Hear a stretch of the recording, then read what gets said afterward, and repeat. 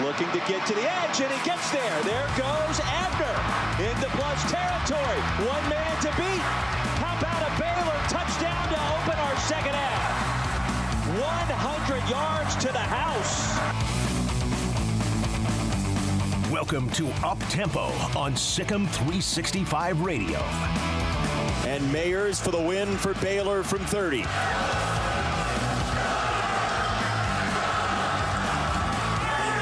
Good hold, good snap. The kick is through.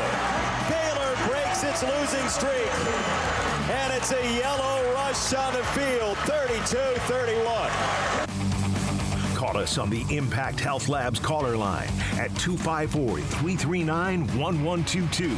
For your company's mass COVID testing, log on to impacthealthlabs.com. He has time, launches it to the end zone.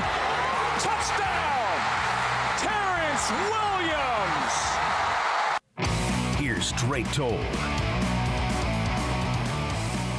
And we are live on Uptempo. I'm Drake Toll, joined by JD Piquel and our producer Armstrong Sims for day one, the fastest 3 hours in radio. And JD, it could not be bigger.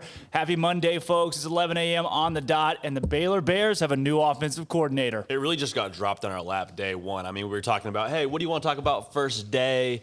Baylor's football season's over. We got the Natty coming up, and then bam, Jeff Grimes.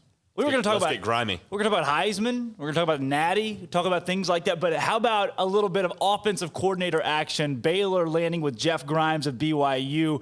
I'm telling you, man, he had one of the best offenses in the entire nation this past season. Number 3 scoring offense, number 1 in yards per play.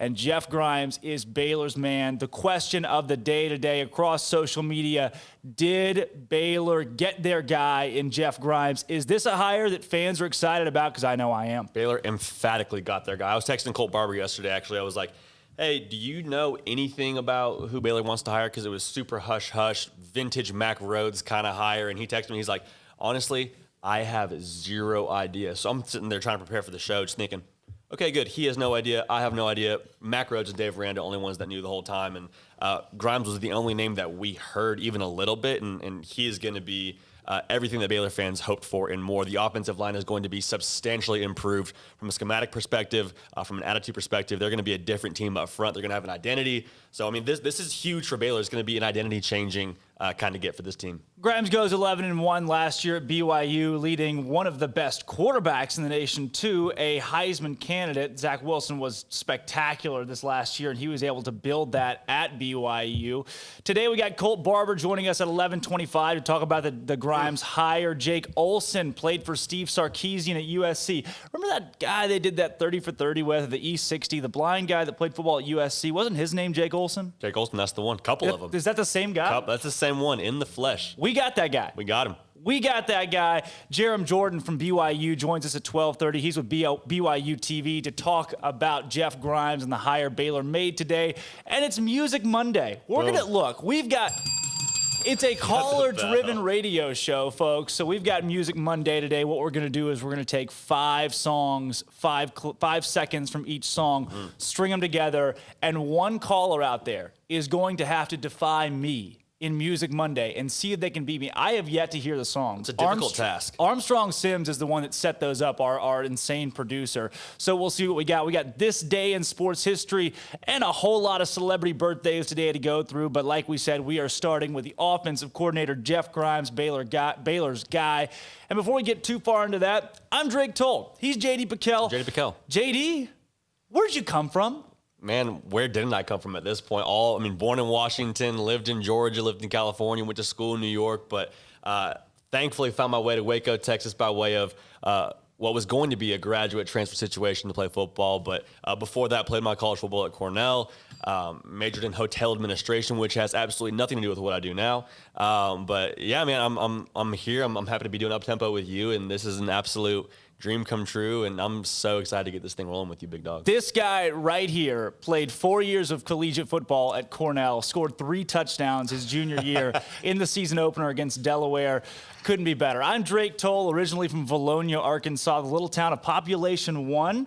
Since I left, I'm not sure where it's gone now, but hey, it's home. It's home. We love to see it. So we're blessed to be here together. I've enjoyed being at Baylor. I'm a sophomore now, worked the Lariat for a year and a half, and landed with you at SicEm365 Radio. There it is. And now we're on Uptempo, a caller-driven show. This is not my show. Is this your show? Not my show. It's not your show, Armstrong? It's not Armstrong's show. He just nodded his head no. It is the caller's show. This is run and facilitated by you and what you give us at 254-339-1122. We want to talk about what you want to talk about, and we want to make this show about the callers. And that's why we're kicking off today with a 32-man Baylor's second best football bracket, because you can't put RG3 in there. RG3 is the best player of the last decade. No. So we wanted to break down and give it to you, the fans. Who is Baylor's very best football player of the last 10 years? I don't know. Do you? I have a feeling. I have a vote. I definitely have a vote, but I don't want to sway too much the population here with what their voting is going to be, because I don't want any fraudulent voting or any mail-in ballots here that aren't going to be considered viable for this voting. So we're going to let that sit. As much as you and I have a vote, it's only 2 compared to the rest of our callers. Armstrong's got it pulled up right there. Baylor's second best bracket. Again, RG3 is not included, and that's on purpose because if you put RG3 in there, then the bracket becomes effectively pointless because he won the Heisman Trophy. So instead, you've got 32 for Baylor's second best, and it's a it's a full wide array. And we want to announce now, this is real. This is real, folks. Laquan McGowan, we heard from you, and again, this is a caller-driven, fan-driven show. We heard from you. You said Laquan McGowan at 32, man, the guy was really good, but where's Treston Ebner? Yeah. So we're calling an audible. Yeah. I mean, we're going to put Treston Ebner in a play-in with Laquan McGowan. So before we hit that first-round matchup between Laquan McGowan and Shock Linwood, we're going to get Ebner in there. It has to be All-American. All-American. All-American, you have to put him in So that there. Twitter poll will go out at our next break, and we'll have Treston Ebner and Laquan McGowan. You can vote on who you want to see in the play-in into the 32-man bracket. So, JD, here's what we've got. 2 callers on the line already and a whole host of texts coming in on the Riverbend Liquor and Wine text line. And let's go ahead and get to those. Let's do it. Baylor Bigfoot is on the line. Matt in D.C. is on the line. Matt, you are our first caller today and the very first caller on Up Tempo. Matt in D.C., what you got? Gentlemen, thank you for the privilege of being the first caller on Up Tempo. Thank you. And since I was the very first caller on SicEm365 Radio back in April, wow, I have swept the first caller bracket. I'll just put it that way. But anyway, hey, really proud of you guys for this radio station and everything you're doing. But I'll just start off what I'm thinking today. Happy about the OC hires. Looking forward to seeing the new play calls and strength and conditioning staff. However, football season is months away. Right now, let's talk about the damn Dallas Cowboys, all right? I'll start this off. I'm a diehard Dallas Cowboy fan, always been. And this is what I got for you, Cowboys, and all the Cowboys fans. Yeah. First thing we got to do, cut all the old hurt players. Second, draft them young, pay them cheap, cut them early, repeat, all right? Then we don't have the roster to beat the Packers, Seahawks, Saints, the old Patriots, Kansas City, or Bills. So all these fans wanting to make the playoffs, we would have got blown out by Tom Brady on Sunday. So thank God we did lose, all right? The only other problem is we have the 10th pick instead of the 3rd. So come April, when all you fans talked about, we can't tank. Oh, and yeah, this be the same fans wishing we had a higher draft pick. We should have tanked. That's why I checked out of the season as soon as Dak went down because I knew we had no chance in hell to even compete with the top-tier teams. Ouch. And if we do all those, maybe in 2 to 3 years, we will have a chance to compete.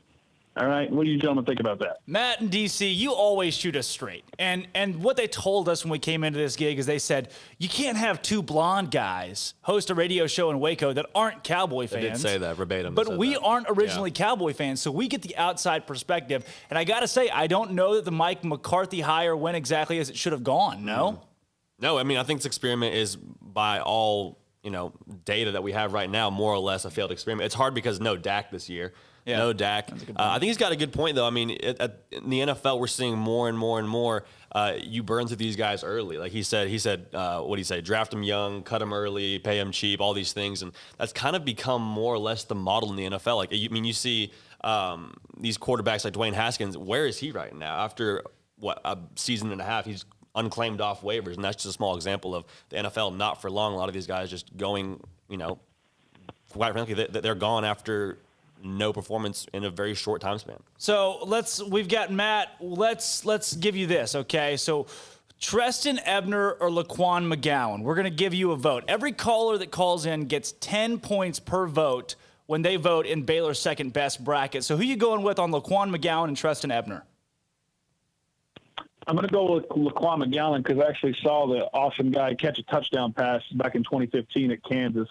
Fan favorite. That was a great time, great day. And but I will say, that being said, second best player ever, I'm going to have to go with Corey Coleman just because he's a Blitz-Cop Award winner. It was a close with Bryce Petty, but just him being the top receiver. And I still think to this day, if Seth Russell stays healthy and probably Corey doesn't get that. He did have a lower abductor string, which I think limited him from breaking the NCAA single-season touchdown record, which is 29. I think he ended up with 20. And I think if everyone stays healthy that year, obviously we do go to the playoff, probably beat Clemson or Bama.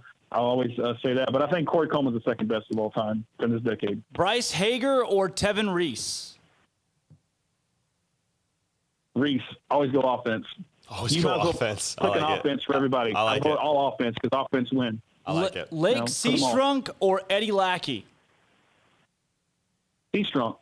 How many And- touchdowns did Lackey score? Sorry. That's a very good point. He did score one. Yeah.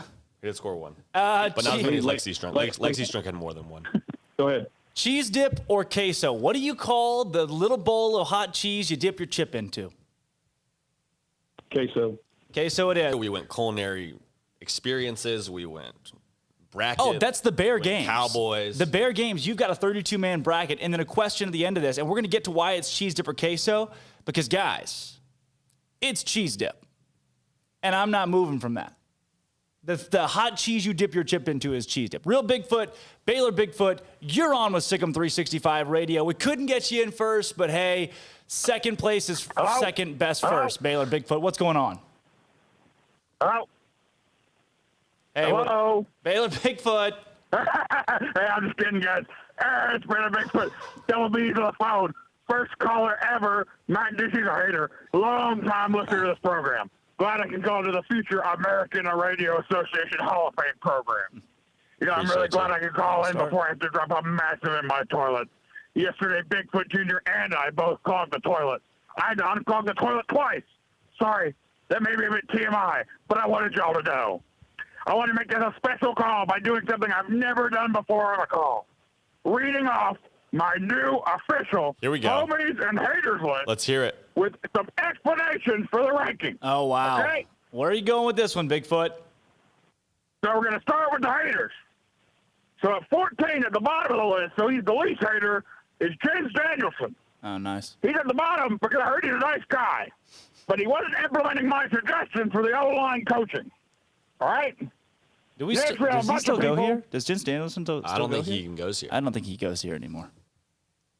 Oh, he doesn't? Well, He's in the good portal. riddance.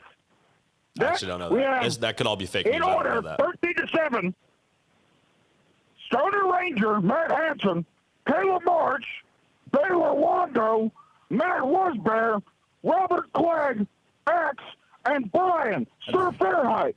I think you just All said these people doubted I could kick, and when I proved them wrong, they never apologized.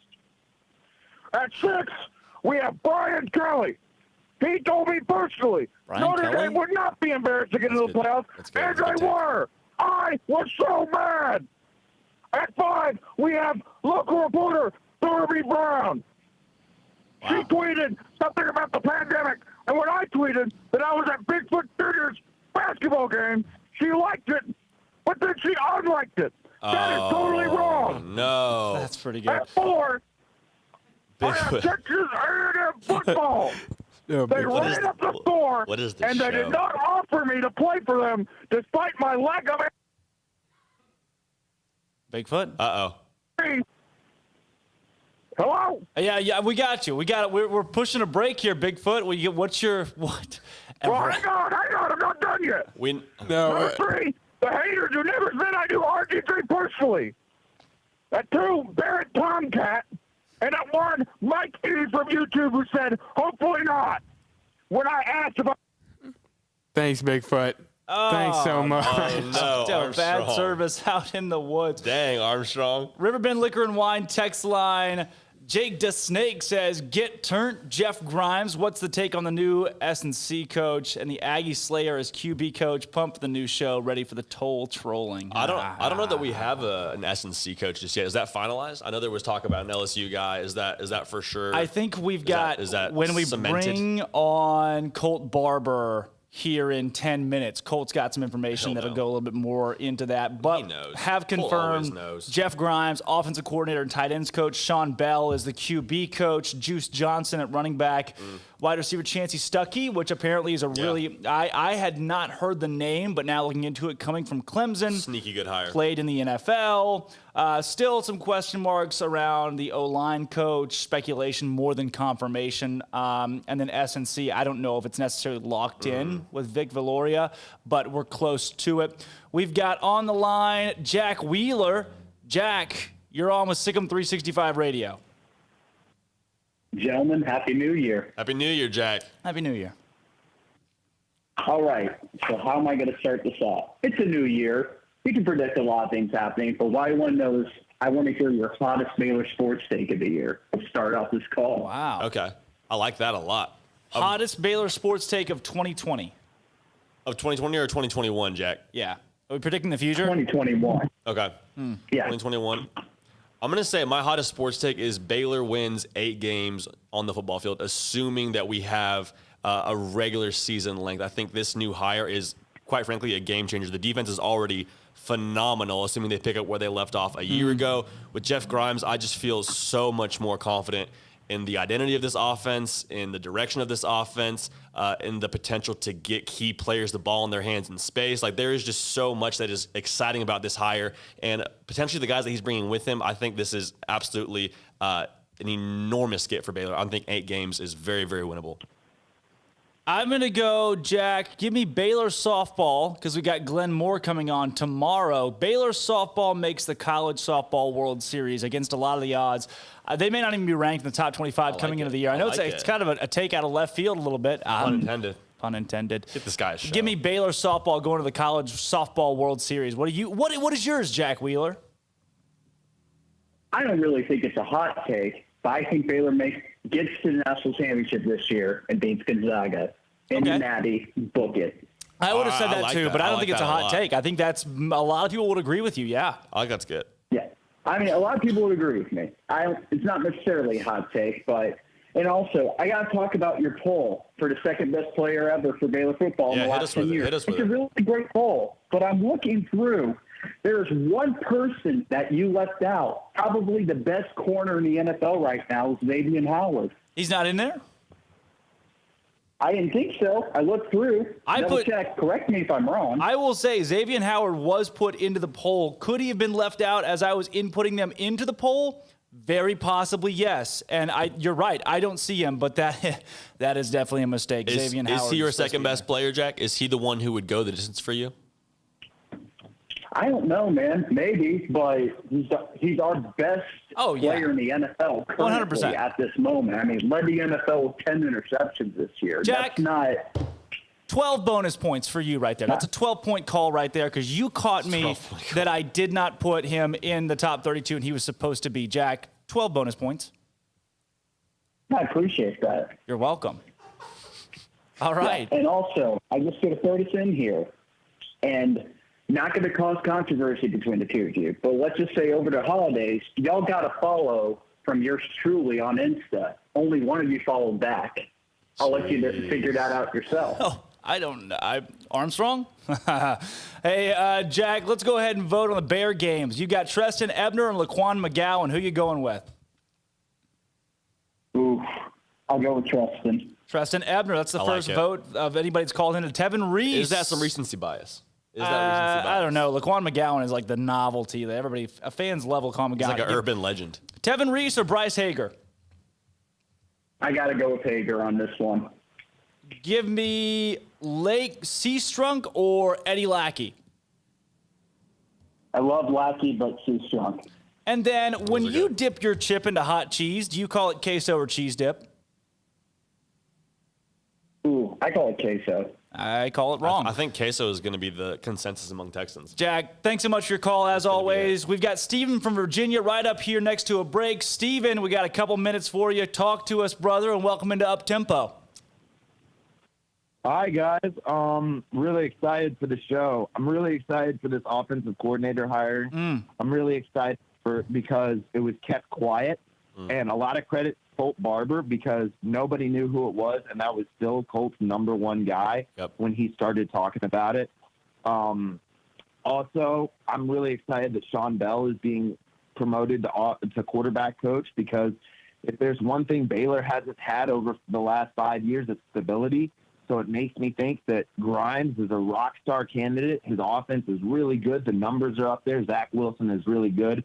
And if he left for a head coaching job in 2 or 3 years because the Baylor offense was all of a sudden outstanding, possible. Sean Bell would be being groomed into that role and starting some continuity in the program. Yeah. And I just love everything Dave Aranda does. I got to be honest. Everything Dave Aranda does, even after losses, everything. I've just been so impressed with him. So impressed. One thing Baylor of my style could never make such a splash hire. Yeah, this is big time. This is big time for the entire staff. One thing that's sneaky good about this hire to me, they're putting guys that used to play their position coaching these positions, like Sean Bell, played quarterback. Chancey Stuckey, played receiver. If it is who we're hearing it's going to be for the O-line coach, was an offensive lineman back in the day. And so the fact that we're going to have guys that played the position coaching their position, that's a big deal, and I think goes a lot farther than a lot of people want to think in terms of getting guys in position to succeed, which I think we haven't seen in recent years. All right, here we go. Steven from Virginia. Give me your Bear Games votes. Treston Ebner or Laquan McGowan? Ebner. Treston Ebner is tied up right now 20-20 on the radio call-ins. Tevin Reese or Bryce Hager? I'm a Baylor linebacker, you guys, so I got to go Hager. Love it. Bryce Hager's up 30-10 right now. Lake, Seastrunk, or Eddie Lackey? Not that much of a Baylor linebacker, you guys. This time it's Lake Seastrunk. There you go. And then when you are at a Mexican restaurant, you just decide to dip your chip into some hot cheese. You're calling it cheese dip, right? Not queso. Whoa. Tampering.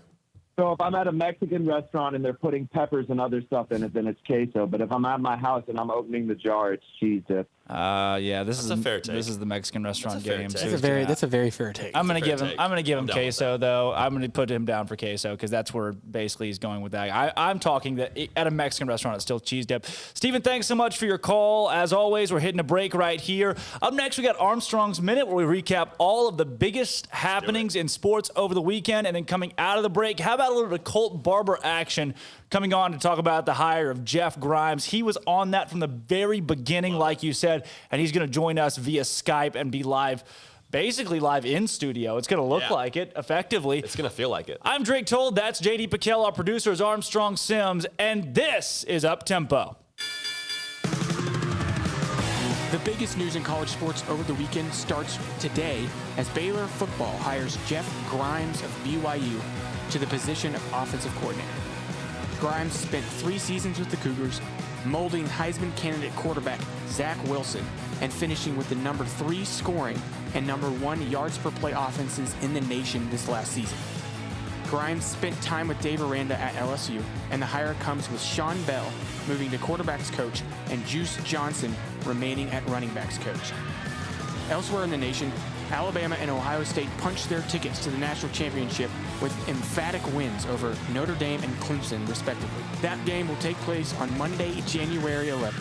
In basketball, both the Baylor men and women secure victories, with the Lady Bears throttling TCU in Fort Worth 74-50, led by Moon Urson's 21 points, 10 rebounds, and 7 assists, while the men grinded out a tough win in Ames, 76-65. Around the conference, number 8 Texas blows out number 3 Kansas 84-59 at Allen Fieldhouse. Unranked Oklahoma topped 9th ranked West Virginia 75-71 in Norman, and unranked Oklahoma State beat 13th Texas Tech by 5 on the road. I'm Armstrong Sims, and that's all the news that is news in college sports.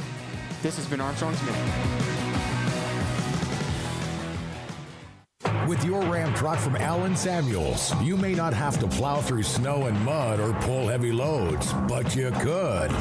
During the Big Finish year-end event, you get a Ram deal like no other. Employee pricing for all, 0% for 84 and no payments for 90 days. Ram 1500 Lone Star for Christmas. No other truck comes close. And ask about Big Finish pricing on Ram Heavy Duty and Ram ProMaster for your business. Happy holidays from Allen Samuels.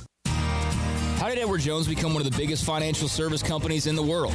By not acting that way. Financial strategies, one-on-one advice, it's a big difference. And that's why Brad Wilson, your Edward Jones financial advisor, makes sense of investing. Experience the difference for yourself. Brad Wilson, 250 Sharon Drive in Woodway, 254-776-4337. Edward Jones, member SIPC. At Ideal MRI, we feel blessed to be a part of the Waco community. We're a small family business right here in Central Texas, and our goal is to bring down the cost of healthcare while maintaining high quality. At times like this, the cost of healthcare has never been more important, And unfortunately, significant illnesses and injuries still occur. That's why Ideal MRI is open and here to serve you through the difficult time. We offer premium MRIs just like a hospital with state-of-the-art technology and specialists, but you'll pay less. Sometimes thousands of dollars less, whether you're using insurance or not. At Ideal MRI, we accept most insurance and there are no hidden costs, even offering financing if that's needed. Everything included in the price, and you'll not get something as a surprise in the mail later on. If you need an MRI, ask your doctor about Ideal MRI. They'll know. You can schedule an appointment safely from home online in minutes at idealmri.com or give us a call, 833-IDEAL-MRI, idealmri.com. Texas Farm Bureau Insurance has protected fellow Texans with auto, home, health, and life insurance since 1952. With more than 260,000 square miles of land and 27 million people, that's a lot to cover. Whether you're wrangling cattle or wrangling kids, we're proud to protect Texans in all Texan ways of life. Stop by and see our agents at one of our 3 McLennan County locations. Coverage and discounts are subject to qualifications and policy terms and may vary by situation. Waco Custom Marketplace is your home for holiday favorites for parties and the time with family. Various specials available in-store and online. A variety of steak gift boxes with 4 ribeyes for $70, 4 bacon wrap fillets for $55, or 4 New York strips for $50, and all come with steak butter. Fall snack box for watching a game or wrapping presents or hosting people at your house, including summer sausage, split horn, and jalapeno cheese, and salted crackers for only $35. 2 pieces of lobster tails with herb butter and 2 bacon wrap fillets for $60. Order online or call in advance to ensure availability, or drop by Waco Custom Marketplace at 425 Lake Air Drive. Waco Custom Marketplace has a full-service butcher shop for customized orders or cuts of your favorite steaks or beef tenderloin or specially ordered prime rib roast. Plus, what you want with pork, poultry, seafood, and more. Waco Custom Marketplace, 425 Lake Air Drive in Waco, or WacoCustomMarketplace.com. Welcome back to Up Tempo on SicEm365 Radio. I'm Drake Toll. That's JD Piquel. This is Up Tempo. We've got Colt Barber on the line. Colt Barber joining us via Skype on today's show, bringing him in to talk Jeff Grimes' new offensive coordinator hire. Hey, to those out there that are watching on YouTube or on other streams across Twitter, Facebook, etc. Hey, download the SicEm365 app, click live. You can listen live, close out the app, and still have us playing on your device. Get in your car, Bluetooth it to your car. It's efficient. It's the best way to do it. And now we bring in Colt Barber. Colt was on the case from day one and had Jeff Grimes locked in as the offensive coordinator at Baylor on his wish list. Colt, welcome into Up Tempo, and you've got to be excited with this hire, no? Hey. Colt's best dump truck impression. I didn't see that one coming up so soon, but we'll get those audio issues worked out until we can bring him back in and get the audio cleared away.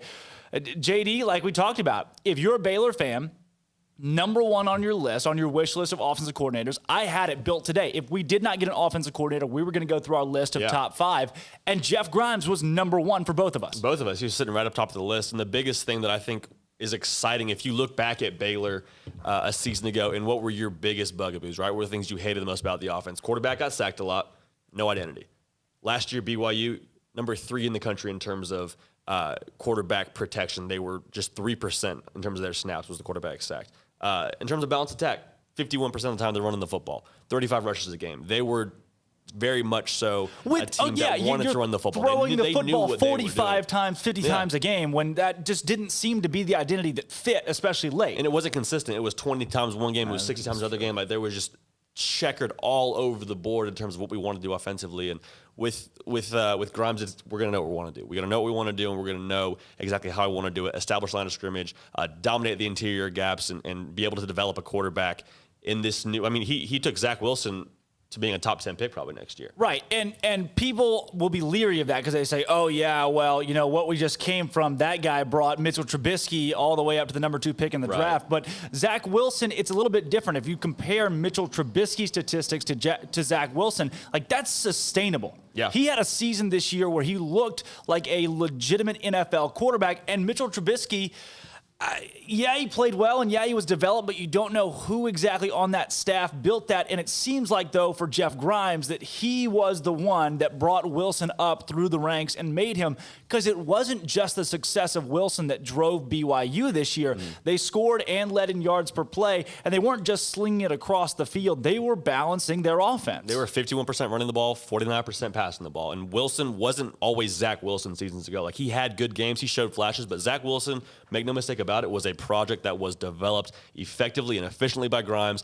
And you look at this quarterback room, guys like Zeno, guys like Chapin, Drones, like those are all guys that are going to be malleable for Grimes to be able to mold into his next quarterback legend, if you will, the next thing that's going to happen for us with Baylor. Not only that, you look at the disparity. Last year, BYU 43.5 points per game, number 3 scoring offense in the country. Some thought BYU was a top 10 team, and they might even be when the final rankings come out. They have the loss at Coastal Carolina, where they had to tough. Right, they had to prepare with like 3 days going into that on the road. And Baylor last season finished 9th in the Big 12 with 23.5 points per game. That's not going to cut it in the Big 12. And what I like about Dave Aranda is he's making the call to say, hey, we want to win now. And now, speaking of now, we have Colt Barber joined in on Up-Tempo. Boom. Colt, like we were talking about just now, thanks for joining the show. And if you're a Baylor fan or an analyst out there, there's a lot of excitement over this hire. Yeah, there absolutely should be as well. I mean, this has kind of been a long time coming. Jeff Grimes was the initial candidate that we heard. I mean, truthfully, probably before Larry Fedora was let go, this was a name that everyone said, hey, we're looking at Jeff Grimes as potentially the next offensive coordinator if Larry Fedora gets a head job. And the fact that we are where we are now is a huge deal. This is a guy that's established. He's been around the block. I mean, you look back to the year 2000, he was at Boise State in year 2000 having successful stops. And he's been at BYU twice. He had successful times there. And he was at LSU as well. And so you have a guy that's going to come in that's established, and you can recruit on the offensive line. If you look back at what he did on the offensive line recruiting-wise, you're going to find a lot of success there. And not that he's going to bring in all these blue chip guys to Baylor, but he brings immediate credibility. Colt, what can you tell us about assistant coaches he's going to bring in here? I think that's what everyone wants to know is, hey, who comes with Grimes right now? Yeah, I mean, the first one is Sean Bell as the quarterback coach, and you have a guy that has been at been at Baylor forever, essentially from the time that he played. He's been a Baylor guy through and through. He remained on the staff after Matt Rule went to the NFL, and now he is still here. And he's a guy that would survive multiple coaching staffs, right? I think that he would be there regardless. I think that because he can recruit, because he's a valuable assistant, everyone's going to want to keep him, especially when you consider the fact that he's going to love Baylor no matter what. That's where he wants to be. If he's the head coach or the offensive coordinator in the future, I would not be surprised. That might be 10, 15 years from now, but he's that type of person that could stay there and be a lifelong guy. So that's the number one, is he's going to be the quarterback coach. You look at the other positions, though, I don't think anything's definite at this point. I think that you're going to have contract situations to negotiate. You're going to have HR things to go through, but they don't get to this point without having an idea. The first one, y'all mentioned him earlier, and we really haven't even been out in the public, is a guy from Clemson in Chauncey Stuckey, and he's a former NFL receiver. He has the ability to come in and recruit really well. You look at his success that he has had, or Clemson has had with receivers, and he's going to be able to feed off that and also sell his ability to play in the NFL and the things that he learned in the NFL. So it's very similar to what Matt Rule did in bringing in guys, and not only coached in the NFL, but also played in the NFL. So those are the two that are the big ones. Now, what does he do on the offensive line? We're really not sure. What does he do at strength and conditioning coordinator? We're really not sure yet. But those two specifically, they retain Juice Johnson, who everyone loves. He's a great recruiter, and you're looking at a staff now that's going to be made up of recruiters, not only just coaches, but recruiters, and you have to you survive with recruiting at the college football game. So with a guy like Grimes, one of the things that's been very popular on the forum for SicEm365 premium users is asking the question, do you want an offensive coordinator who's a play caller or a developer? Where does Jeff Grimes fall between those two categories? Man, it's a great question. I think he has the ability to do both. I think that you look at what he did at BYU and the way that he developed that offensive line to what they were this year, exceptional. You look back to when he was at Auburn. You look at 2010. Now he's an offensive line coach at Auburn, but that was when they won the national championship with Cam Newton, et cetera. So they had a lot of talent there, and to put those guys in position to succeed. But you look at what he did at LSU as a run game coordinator.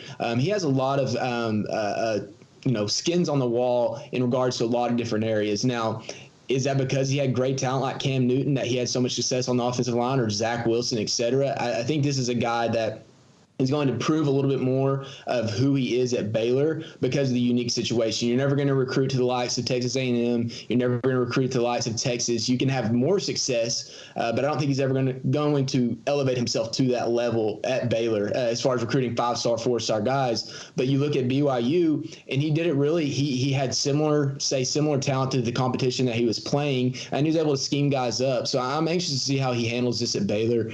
I think it just brings immediate credibility. Though you have a guy that's fresh off of a huge season at BYU, and he has the ability to sell a lot, and I think he's going to get recruiters and coaches around him that can sell that same vision. And obviously, like you guys know, and like I know, Baylor's a great place, and he has the ability to sell that with guys around him that know that same mission.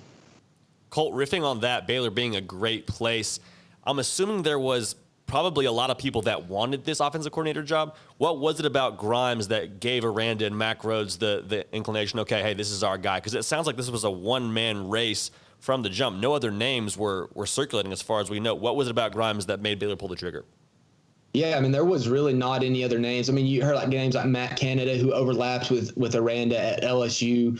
You heard names like the Henson, offensive line coach Henson at Texas A&M. But this was a name that was established there from the beginning, and we discussed it a lot. But we didn't know. The name wasn't leaking until one night. I actually got some messages like, "Hey, this is circulating pretty heavily." But the fact that it never made it to Twitter, it never made it to social media, that was an indication to me that this is probably a little more serious. Because you look back to the head coaching search, Justin Fuente, his name popped up and everyone's like, oh, it's Justin Fuente. Mm-hmm. Well, that was leaked by someone that Mack Rhodes didn't want to leak, or he was out of the running and his name got leaked, and so his name blew up, but he wasn't really ever in contention. This situation was entirely different. I think this was Mack Rhodes has a process. So everyone's, well, why didn't they hire him when BYU season was over? Well, I think Mack Rhodes had a process. I think there was other people who were interviewed. I think they used all of their resources. And then it's also the ability to put the staff together and having guys who are position coaches that they can have in line to announce.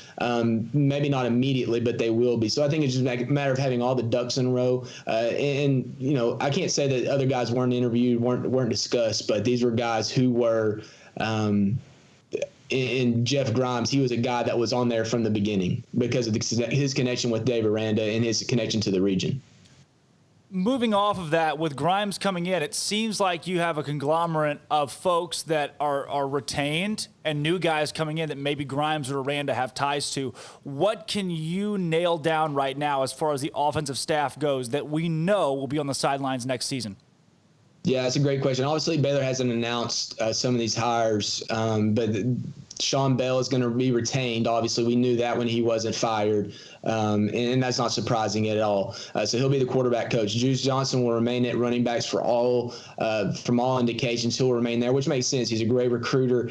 He's at a position that he's familiar with the personnel. And when you have a great recruiter like that, him and Sean both, you don't want to unplant them because they're going to be valuable anywhere. They're going to go get another job as soon as you let them go. So you have two guys like that. And then, like I mentioned, Chauncey Stuckey coming from Clemson. That has not been official. There's a lot of speculation on that, and we feel comfortable reporting it or we wouldn't have. And he'll be the receivers coach, and you look at his background, and it's phenomenal. But he's also another guy that's going to be a great recruiter, and obviously he understands the game, playing at the highest level that he did. He also played at Clemson, played football at Clemson, so he has a lot of good background. Then you also you talk about what happens with Joe Wickline. We're not really sure. He was retained when Larry Fedora and George Munoz was fired or let go, and he was retained. So I think there will be a change there. I'm anxious to see what happens. We don't know for sure, so I don't want to speculate too much. There's names that are floating out there, and if you want to know more about that, you can get on SicEm365 Premium and check it out. I love that plug, first of all. Drake and I talked about this a little bit prior to having you on, but I want to hear your take on this. If I'm a Baylor fan, I'm thinking, okay, we got a new offensive coordinator, but what's going to be different about this offense? A lot of the same guys are still there outside of Charlie Brewer. How will this offense look different under Grimes? Well, I mean, first off, you're going to be replacing a lot on the offensive line, and that's depending on your point of view, that's encouraging or discouraging. You're going to be replacing Jason Moore, who started 8 games at center, who retired to injury. You're going to be replacing Jake Burton, who's going to try a shot at the NFL, and you're going to be replacing potentially Blake Bettier. We haven't got official confirmation on that yet as your starting right tackle. So you're replacing a lot. So that in and of itself could be a good thing or a bad thing, depending on how they're replaced. And that's what I'm looking at specifically is how does Grimes adjust his offensive line in year one? I think that he'll have an impact. The offensive scheme could have an impact, but everyone kind of got out ahead of their skis, including myself, about Larry Fedora's offense last year and saying this scheme could help the offensive line. Well, it obviously didn't. We didn't see that. So what does Jeff Grimes do? I think it predicates on who's brought in on the offensive line, who's brought in as a grad transfer, who's brought in as a junior college transfer, what they're able to do with Jacob Zeno or Gary Bohannon or Blake Shapen or Kyron Drones. I mean, who is a quarterback? That's going to be decided in the spring. We don't really know a lot about those guys. So there's obviously a lot of skill position players who should be returned, that should be excited about this staff, seeing based on what they did at BYU this year. I just don't know. I want to see a spring, and then we'll determine. That will give us a significant indicator of exactly where this offense will go and how good it can be next fall. But as we know, the defense should be good enough that an average offense can make this team a lot better. Colt, last question for you here before we get into some Bear games for you as well. We've got a question on the YouTube chat line. Colt, is Zeno the day one starter? And I think that kind of goes into a quarterback game. Is Grimes a guy who's going to come in and force a quarterback battle from day one? And is Baylor's quarterback room built for that right now? Man, I don't – it's so hard to say. I think that Jacob Zeno has the talent. I think that there's other guys on the roster that have the talent as well. You look at Gary Bohannon, and everyone, I know there's discussion on him changing positions, et cetera, but he was firmly the number 2 guy before he left the program for a week to return home for a little while, which I can't blame him for doing that. He was firmly the number 2 guy in last season's offense. So there's going to be a competition, and I think the dark horse might be Blake Shapen. You have a redshirt freshman. Actually, truthfully, he's a true freshman considering it's a year back, so he'll have multiple years. He's a guy that could compete. And if you're Jacob Zeno and you're Gary Bohannon and you look at a guy like that, like you say, I'm going to be pushed no matter what. I have another guy that's directly across from him, but there's a guy in the back seat that's saying, hey, I want this job too. And he's going to be phenomenal. He's going to be a really good baseball player, so that could play an impact into it. I think Jacob Zeno, from a pure quarterback stance, he has the upper hand. I don't know how that plays out during the spring. I'm anxious to see it just as much as anybody. I think that he's going to have to develop mentally a little bit, but I think Baylor's going to be in a good position with the quarterback come next year. And then you look at the track record of Jeff Grimes when he was at BYU with Zach and the way that he progressed over a couple of years. So I'm anxious to see what happens. Colt, your expert opinion, thanks so much for bringing that on, talking Jeff Grimes, the new Baylor offensive coordinator, a splash hire if you ask just about anybody, and you had it from day one. So glad to have your analysis, especially knowing how well this guy is really respected and revered across college athletics. So now I got to get your other professional opinion. Treston Ebner or Laquan McGowan, Colt? Here it goes.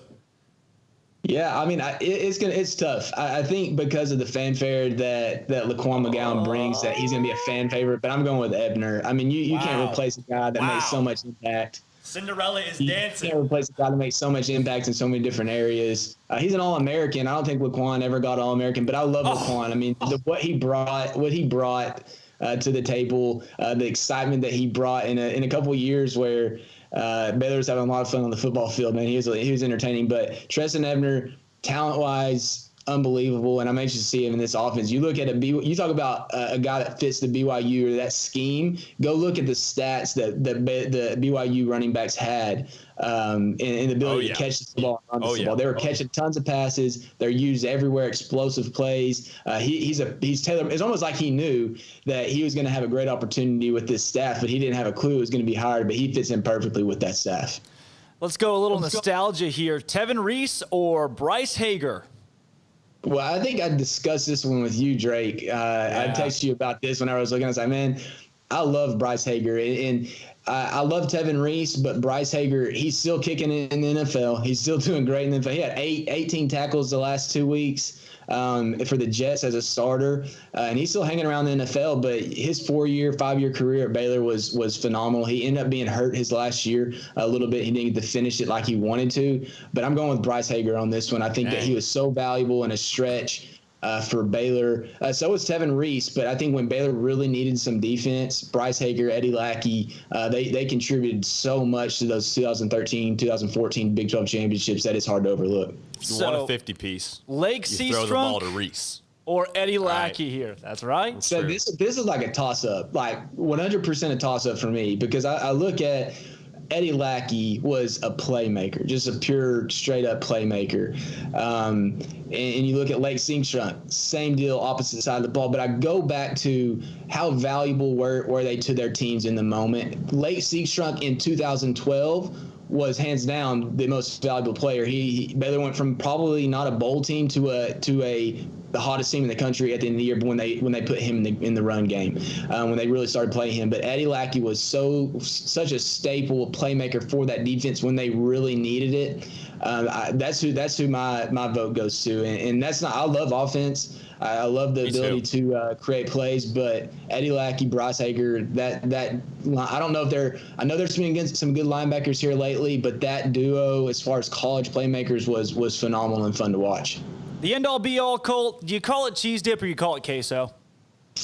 Queso. I don't think I've ever called it cheese dip in my life. So. I think there's a trend You guys are the here. worst. I think this is going to go a certain way that you weren't Arkansas expecting. It's an Arkansas thing. Everybody in Arkansas says cheese dip. Too. Nobody from Arkansas has called in yet. California thing too. I'm Drake Toll. He's JD Piquel. That's Colt Barber. We've got Armstrong's Minute coming up. We're going to run that one more time. And then as soon as we come back after that quick spot, we've got a very special guest, Jake Olson, to talk about the Steve Sarkisian hire. Remember that blind guy that played at USC? Yeah, we got him. Colt Barber, thanks so much for coming on the show and talking Jeff Grimes, Baylor's new offensive coordinator.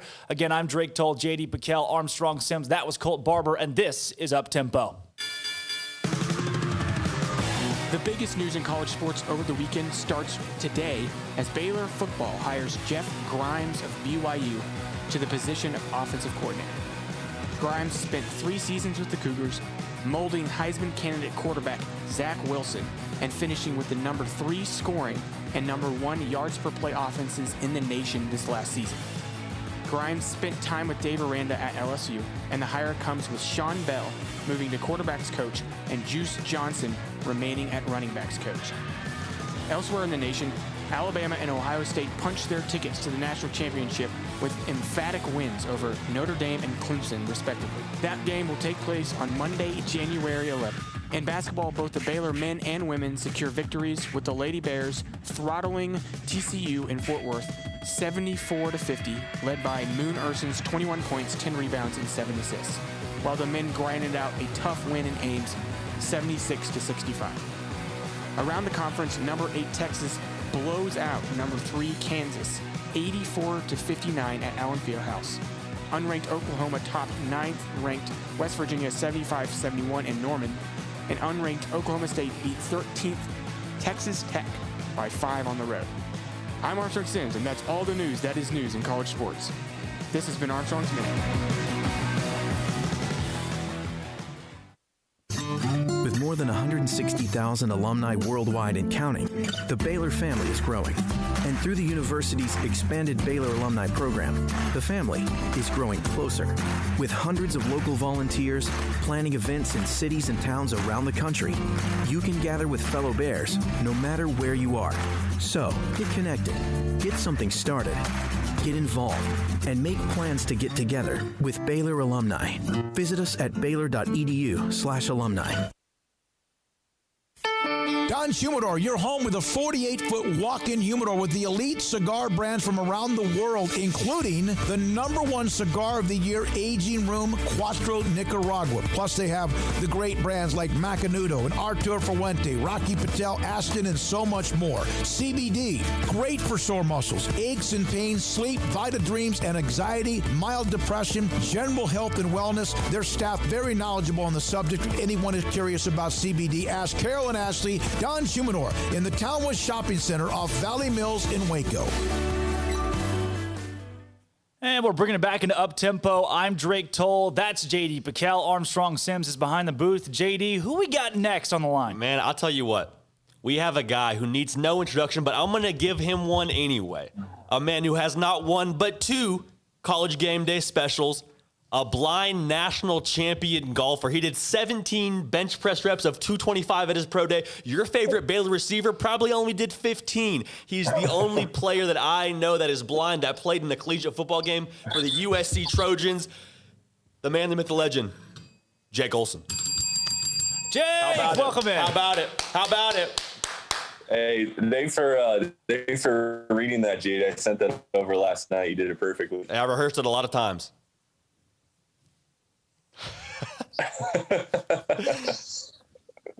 What's up, buddy? How you feeling today? Good, man. Doing real good. Just sitting out here in not so sunny California right now. It's a little cloudy, but can't be complaining too much. It's a new year, so I'm happy to be here with you, JD, in this new little show you got going on here, man. Yeah, man. Hey, nothing little about it. You got Drizzy, Drake, Toll, Armstrong, Sims. This the only little part about it is me, so I'm happy to be a part of it. I'll get right to the chase. One thing I left out of your intro was you actually were recruited by Steve Sarkisian to go play for the USC football Trojans. Tell me about Sark, man. What's he like? Is he going to be a fit for the Texas Longhorns? Yeah, man. It's a couple of things about Sark. Obviously, he didn't leave USC on the best terms, but we won't go too much into that. Sark, as you remember, was at SC before. He was the head coach in the 2000s with Coach Carroll, and he was kind of the quarterback guru. He was a guy who could really make the quarterbacks perform at the highest level. And so I am excited to kind of see him get back into that role. Obviously, we could say he did a pretty good job at Alabama being offensive coordinator, but I think at Texas, they're going to be looking to replace Sam Ehlinger now. Hopefully he can come in there and make, the quarterback change and get those guys playing. What is most needed in the Big 12, and that is quarterback play. You want to be competing with those offenses. So I'm excited about that. Recruiting also is a big a bonus for Coach Sark. My year, he recruited very well. And if you think about what happened at USC, I came in 2015. That year was kind of shot because of everything that happened with Sark. But the next year, we went ahead and won a Rose Bowl. And played really well. The year after that, we went, I think it was 11-2, and then went to, the Cotton Bowl. And so those players that were performing at those times were the players that Sark brought in. And so really, when you think about it, his recruiting was the Rose Bowl and the Cotton Bowl teams. So he definitely can get kind of those real 5-star guys in there. And that's really big. Obviously in Texas, you got already a lot in there, in that state where you guys are. And so between the quarterback, the offense, and the recruiting, I think it's a perfect fit for a blue chip program like Texas. So Jake, from a Texas standpoint, does the hiring of Steve Sarkisian mean that Texas is back? ? Well, I think they need to start really looking at what they haven't done in the last couple of years, and that's beat Oklahoma. That's something that in the Big 12, Oklahoma's made a couple playoff representations. They've been in most probably New Year's Six Bowls in the last couple of years. They've been the cream of the crop there in the Big 12, and so they really need to beat Oklahoma, especially when they play them one-on-one, but just overall in that conference. And so, yeah, I think this is going to give them a really good shot. I don't know where Lincoln Riley sits right now. I know a lot of, the last couple of years, there's a lot of trying to get him to go to the NFL. So maybe with Steve Sarkisian, if he takes over that Texas role, what I think could happen is that Texas becomes, the number one seed again in that, in the Big 12.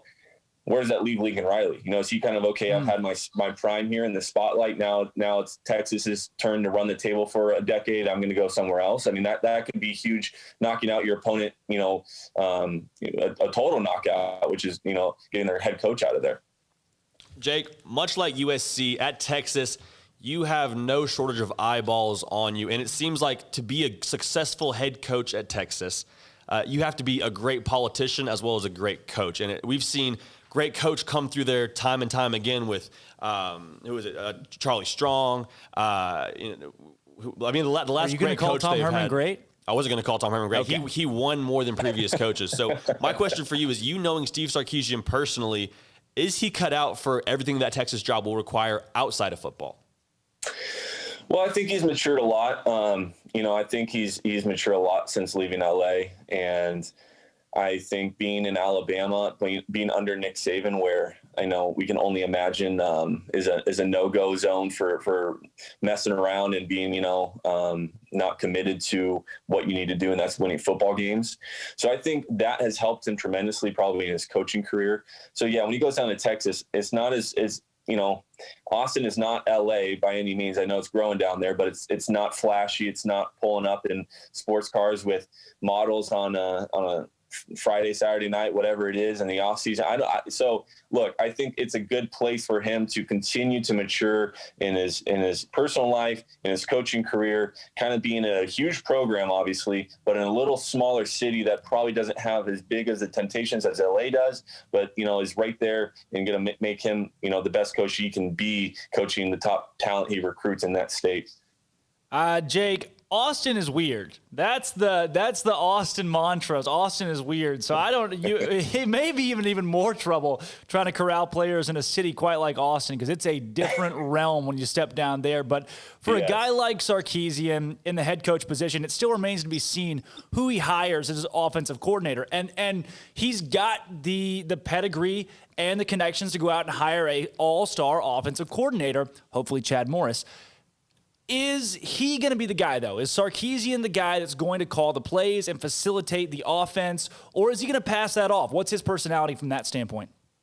I think he's going – if you're asking my opinion, I think he will take control of the play calling and be real directive, especially in his first couple of years. I could see him maybe down the line passing that off, but I think he's coming to Texas. This is his next big shot. I really think he's going to come down there, want just as much control as possible over the success of that program. And so not to say he's not going to hire a offensive coordinator that's, like you said, a star. But I just really think he's going to have everything, micromanaging the quarterback room, the offense in general. So I really think that's where he's going to go with it.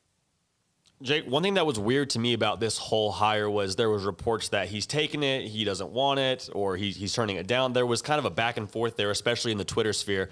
Do you think Sark was this his dream job? Is this the one that he wanted above all others, or it was the first boat that came his way and he's like, hey, I don't know if it's getting much better than Texas, I'm taking this? Well, it's like Drake said, man, it's a weird place down there in Austin. I don't think, I haven't been in communication with him in Tuscaloosa, so I don't know what he's been doing there kind of in the middle of Alabama. What do you do in Tuscaloosa? Exactly. Win football games. Get jewelry. Sark is a fun guy. I really think he liked the LA, the Seattle. I think he likes the big cities. So I think if you're asking him, hey, Sark, we're going to give you a head coaching job at one of the biggest programs in the country. What city do you want to be in? It's Miami, it's LA. It's not Austin. So hey, Austin's getting up there. No. I like that, Jake. I like that take. Thank you. It's the capital of Texas. No, okay, but it's not even Texan. It's barely Austin's barely Texas. It's the capital of Texas. I think that was maybe a hesitation. Just, hey, do I want to make my next 10 years as a head coach? Because if he gets Texas rolling, he's not going to ditch it in 3 years, right? He's going to want to stay there and stick with it, the success. And so, look, I know I've seen some real estate stuff. Austin is up and coming. A lot of people are moving there, especially from California. So who knows? Maybe Sark can bring another dimension to Austin and make that place fun again. But I think that if Sark wanted to be a head coach, that would be my only guess for the hesitation. Because otherwise, again, the opportunity within itself is tremendous. Get that blue chip program back on its feet. And then, Jake, for a guy like Sarkisian, you talked about some of the big cities, Miami, Los Angeles, where he may want to be that would fit his personality well. So is he a guy you can't, and I hate to say it, you can't really get bigger than Texas in college football in the fact that he's not going to start at Texas and then move into a bigger job somewhere else, unless you're looking at maybe a Clemson. I mean, Texas is still a blue blood, and you're going to make a whole lot of money. Yeah. So if he's successful at Texas in 3 or 4 years, a la Matt Rule, would he move to the NFL?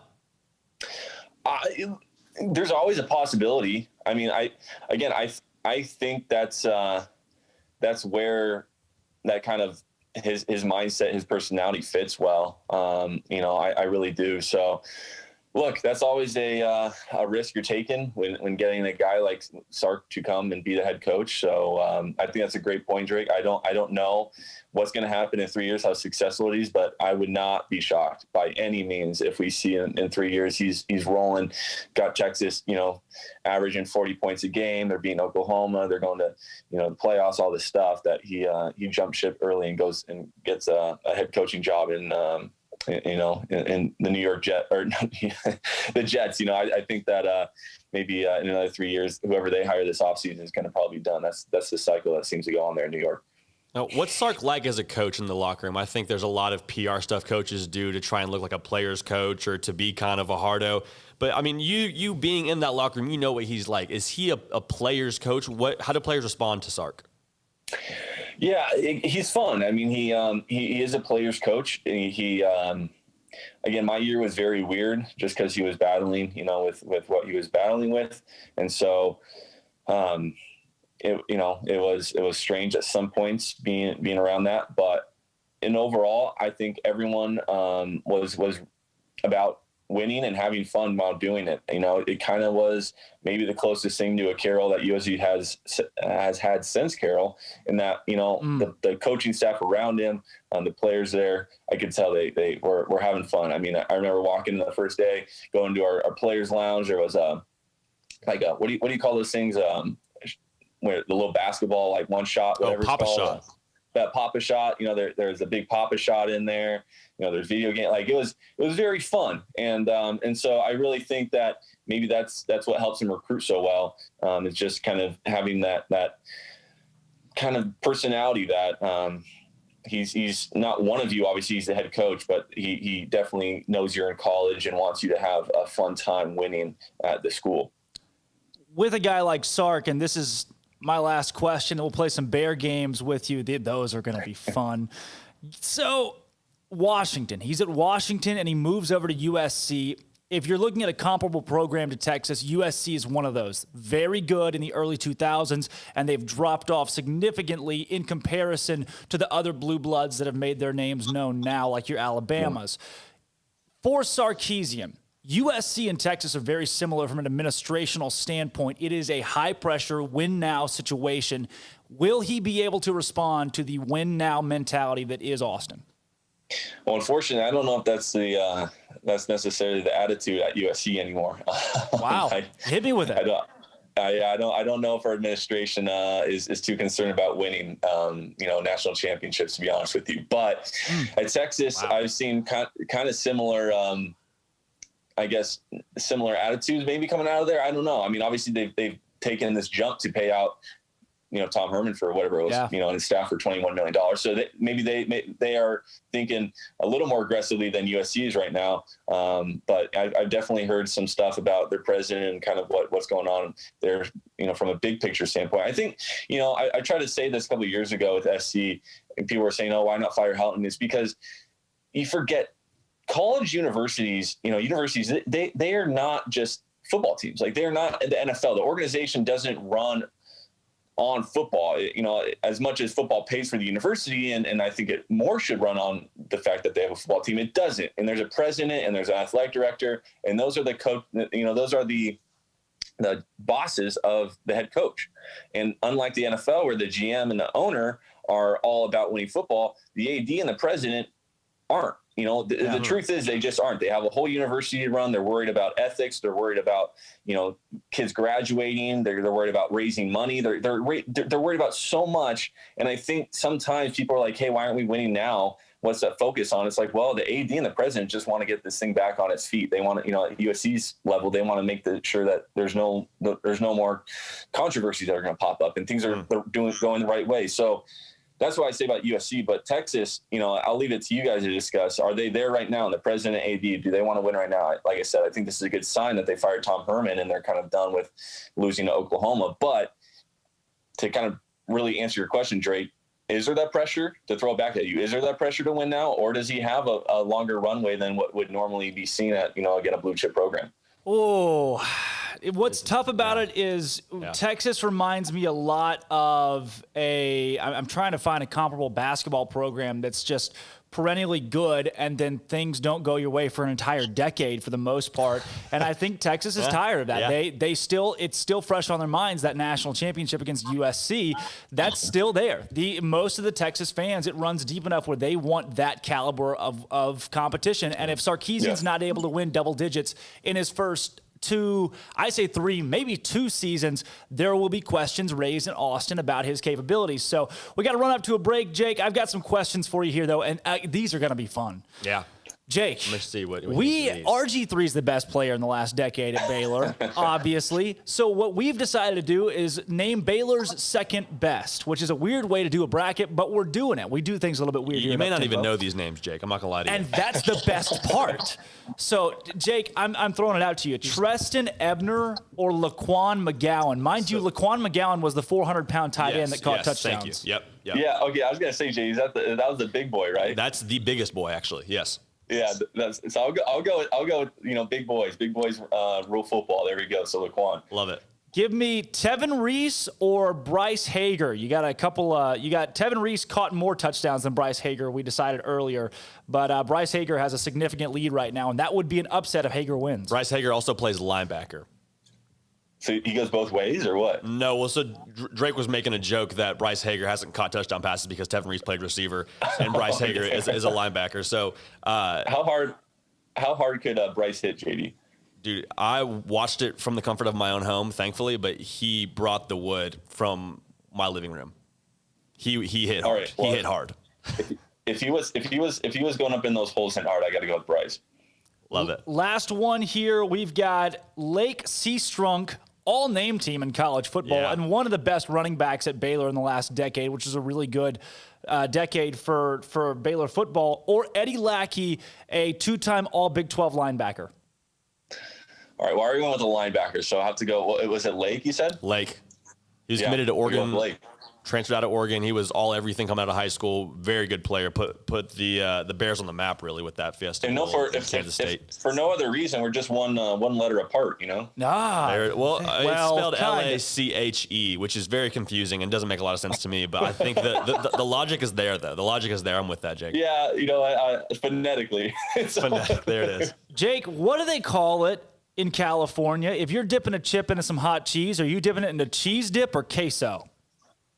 Cheese dip. I mean, it depends where you are, but the first thing that would come to my mind is cheese dip. There we go. No way. More California callers. He did not just say that. There it is. All right, Jake. Cinderella's dancing. Wow, Jake, you and I, as an Arkansan, I've only ever heard Arkansans say cheese dip. That's big. That right there is big. I'm blown away right now. Jake Olson. People that would say queso, but I've been at way too many restaurants where, the people I'm with are like, hey, you want to order some cheese dip? Like, I way more using queso. Jake, are you free tomorrow at the same time and every day after that? Hey, look, I'm available whenever you guys want me to come on, talk about football, talk about JD, talk about his is that my time to stop there, JD? No, that wasn't me. That wasn't the good me. Things happening, Bell. Oh. Okay, good. I didn't know if that was like JD, like, all right, let's cut it. Cutting you off? No, never.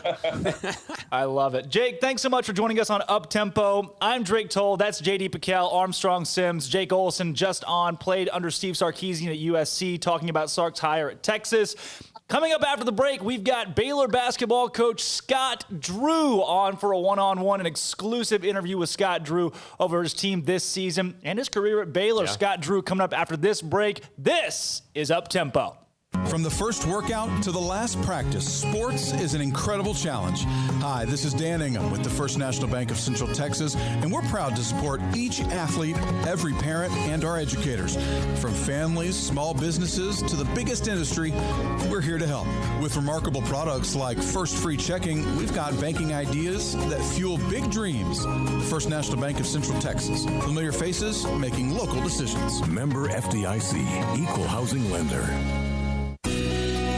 Camille Johnson Realtors guide you seamlessly through the process of buying your dream home or selling your current one. Commercial, farm and ranch, or residential, Camille Johnson Realtors can smoothly and successfully lead you through any transaction. With a team of 28 experienced agents who are excited about serving you, Camille Johnson Realtors services the entire greater Waco area. If you're in the market to buy or sell, contact Camille Johnson Realtors, 104 Midway Center in Woodway, or find them online at www.camillejohnson.com. Camille Johnson Realtors, elegant, charming, warm. Welcome home.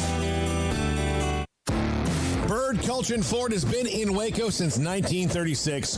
Ford, the #1 selling truck in Texas, 43 years running. And Bird Culchin Ford proudly supports high school football in Central Texas. And no better way to tailgate with a Ford than from Bird Culchin Ford. And are there better vehicles to tailgate with than the Ford F-150 or the Ford Expedition? And of course, you can get them new, pre-owned Bird Culchin Ford. Our sponsor of the Ford Tough Player of the Week, locally owned dealership. Online at bkford.com at 1701 West Loop 340 in Waco. Bird Culchin Ford.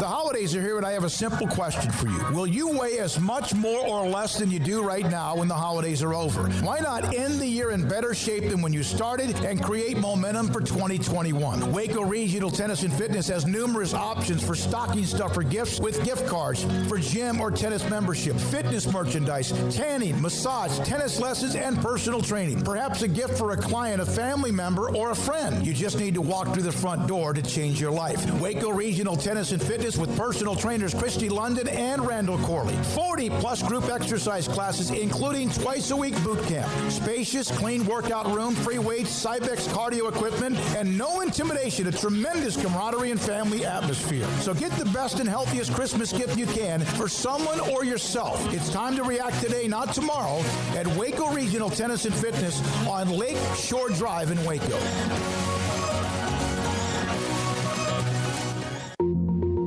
Learning to navigate life in the COVID-19 world has been a struggle, and where and how to get tested has been one of the biggest challenges. Impact Health Labs has your answer. If you need mass testing for your office, church, dormitory, or school, Impact Health Labs is who to call. They will come to you, conduct the testing at your location, and have the test back within 24 hours. Most major insurance accepted, meaning your out-of-pocket cost is low. So no more waiting by the phone for days to find out the results. Impact Health Labs was founded by 3 Army licensed and credentialed medical professionals. They believe in accuracy, efficiency, and doing the job right. Call 254-744-6233 to set up your group screening today. Impact Health Labs, on-site, prompt, and accurate, taking COVID-19 head-on. Again, that number is 254-744-6233 or online at impacthealthlabs.com. Welcome back to Up Tempo on SicEm365 Radio.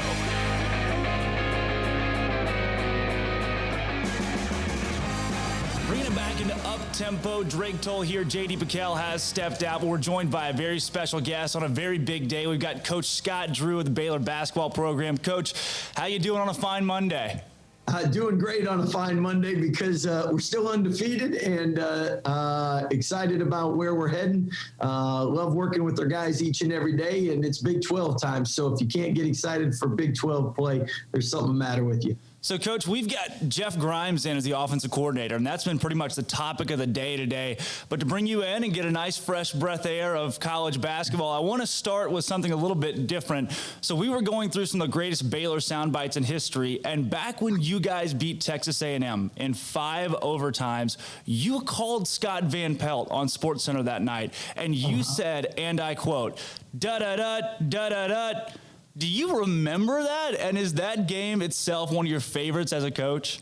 Most definitely. From the standpoint, it's the only game I've ever been in where you're down to 5 players. So that's all you had left. And then obviously a rivalry game. And up at that point, the longest game in Big 12 history. Unfortunately, it wasn't filmed on ESPN or ESPN2, so they could replay it right away. But I know after the game, our players were really excited because it was so late that the only thing that was open was Whataburger. So nutrition-wise, I mean, it's not the best, but you gotta celebrate. And then getting back to campus and having all the students waiting for us in the rain, that was truly one of those great moments I'll never forget. And always remember da da da da da da. Who can forget that? You know.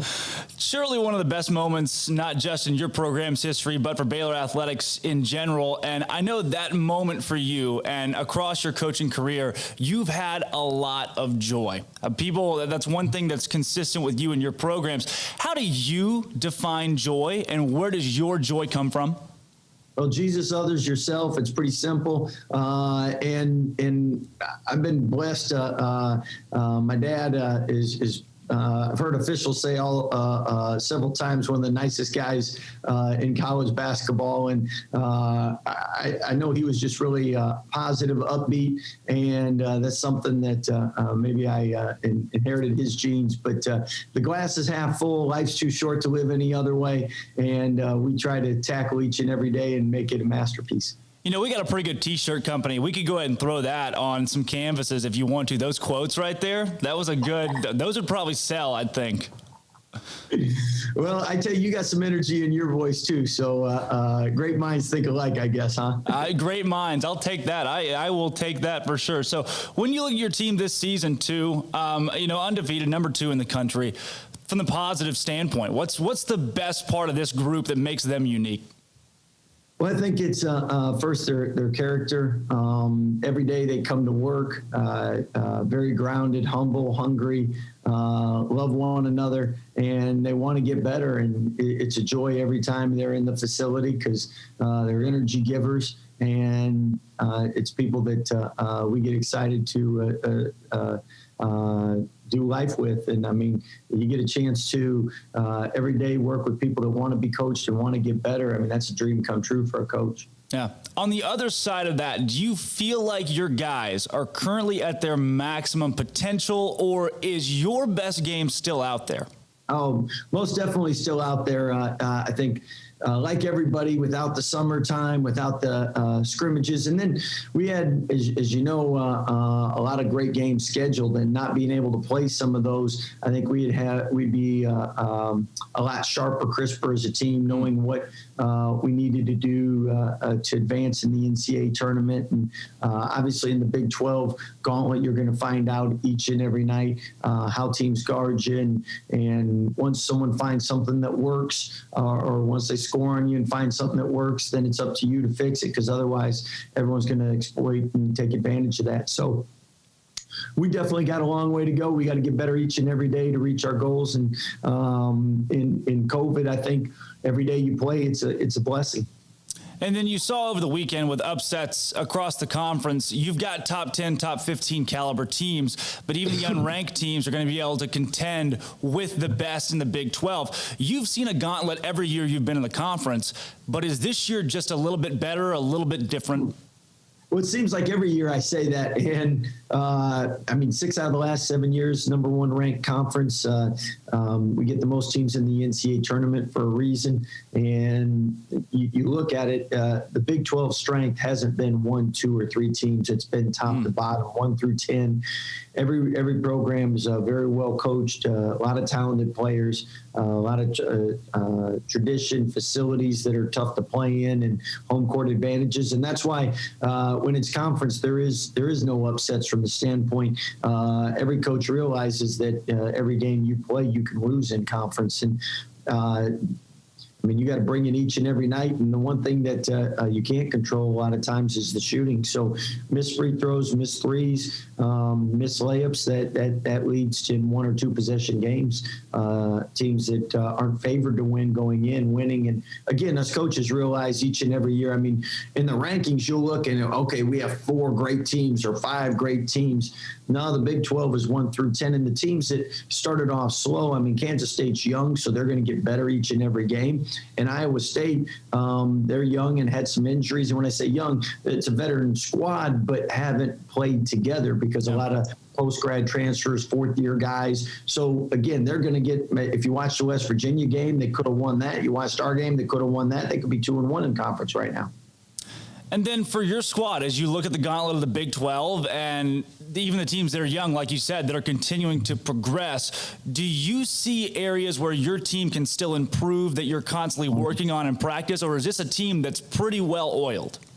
Well, I think we're oiled as well as you could be oiled going into a season. At the same time now, each year is different, and each year people, scheme-wise, are going to defend you and attack you differently. And once you play a couple games against top 25 caliber teams, I think you have a lot better identity in your team and what you need to work on, what you need to focus on. And I mean, everyone's going to take away your strengths, and you look with us. I mean, offensively, we have the 3rd ranked offense in the country on Ken Palm analytics and the 7th ranked defense. So as people find ways to hurt us on both ends of the court, we have to constantly adjust and tweak what we do to take advantage of what they're taking advantage of.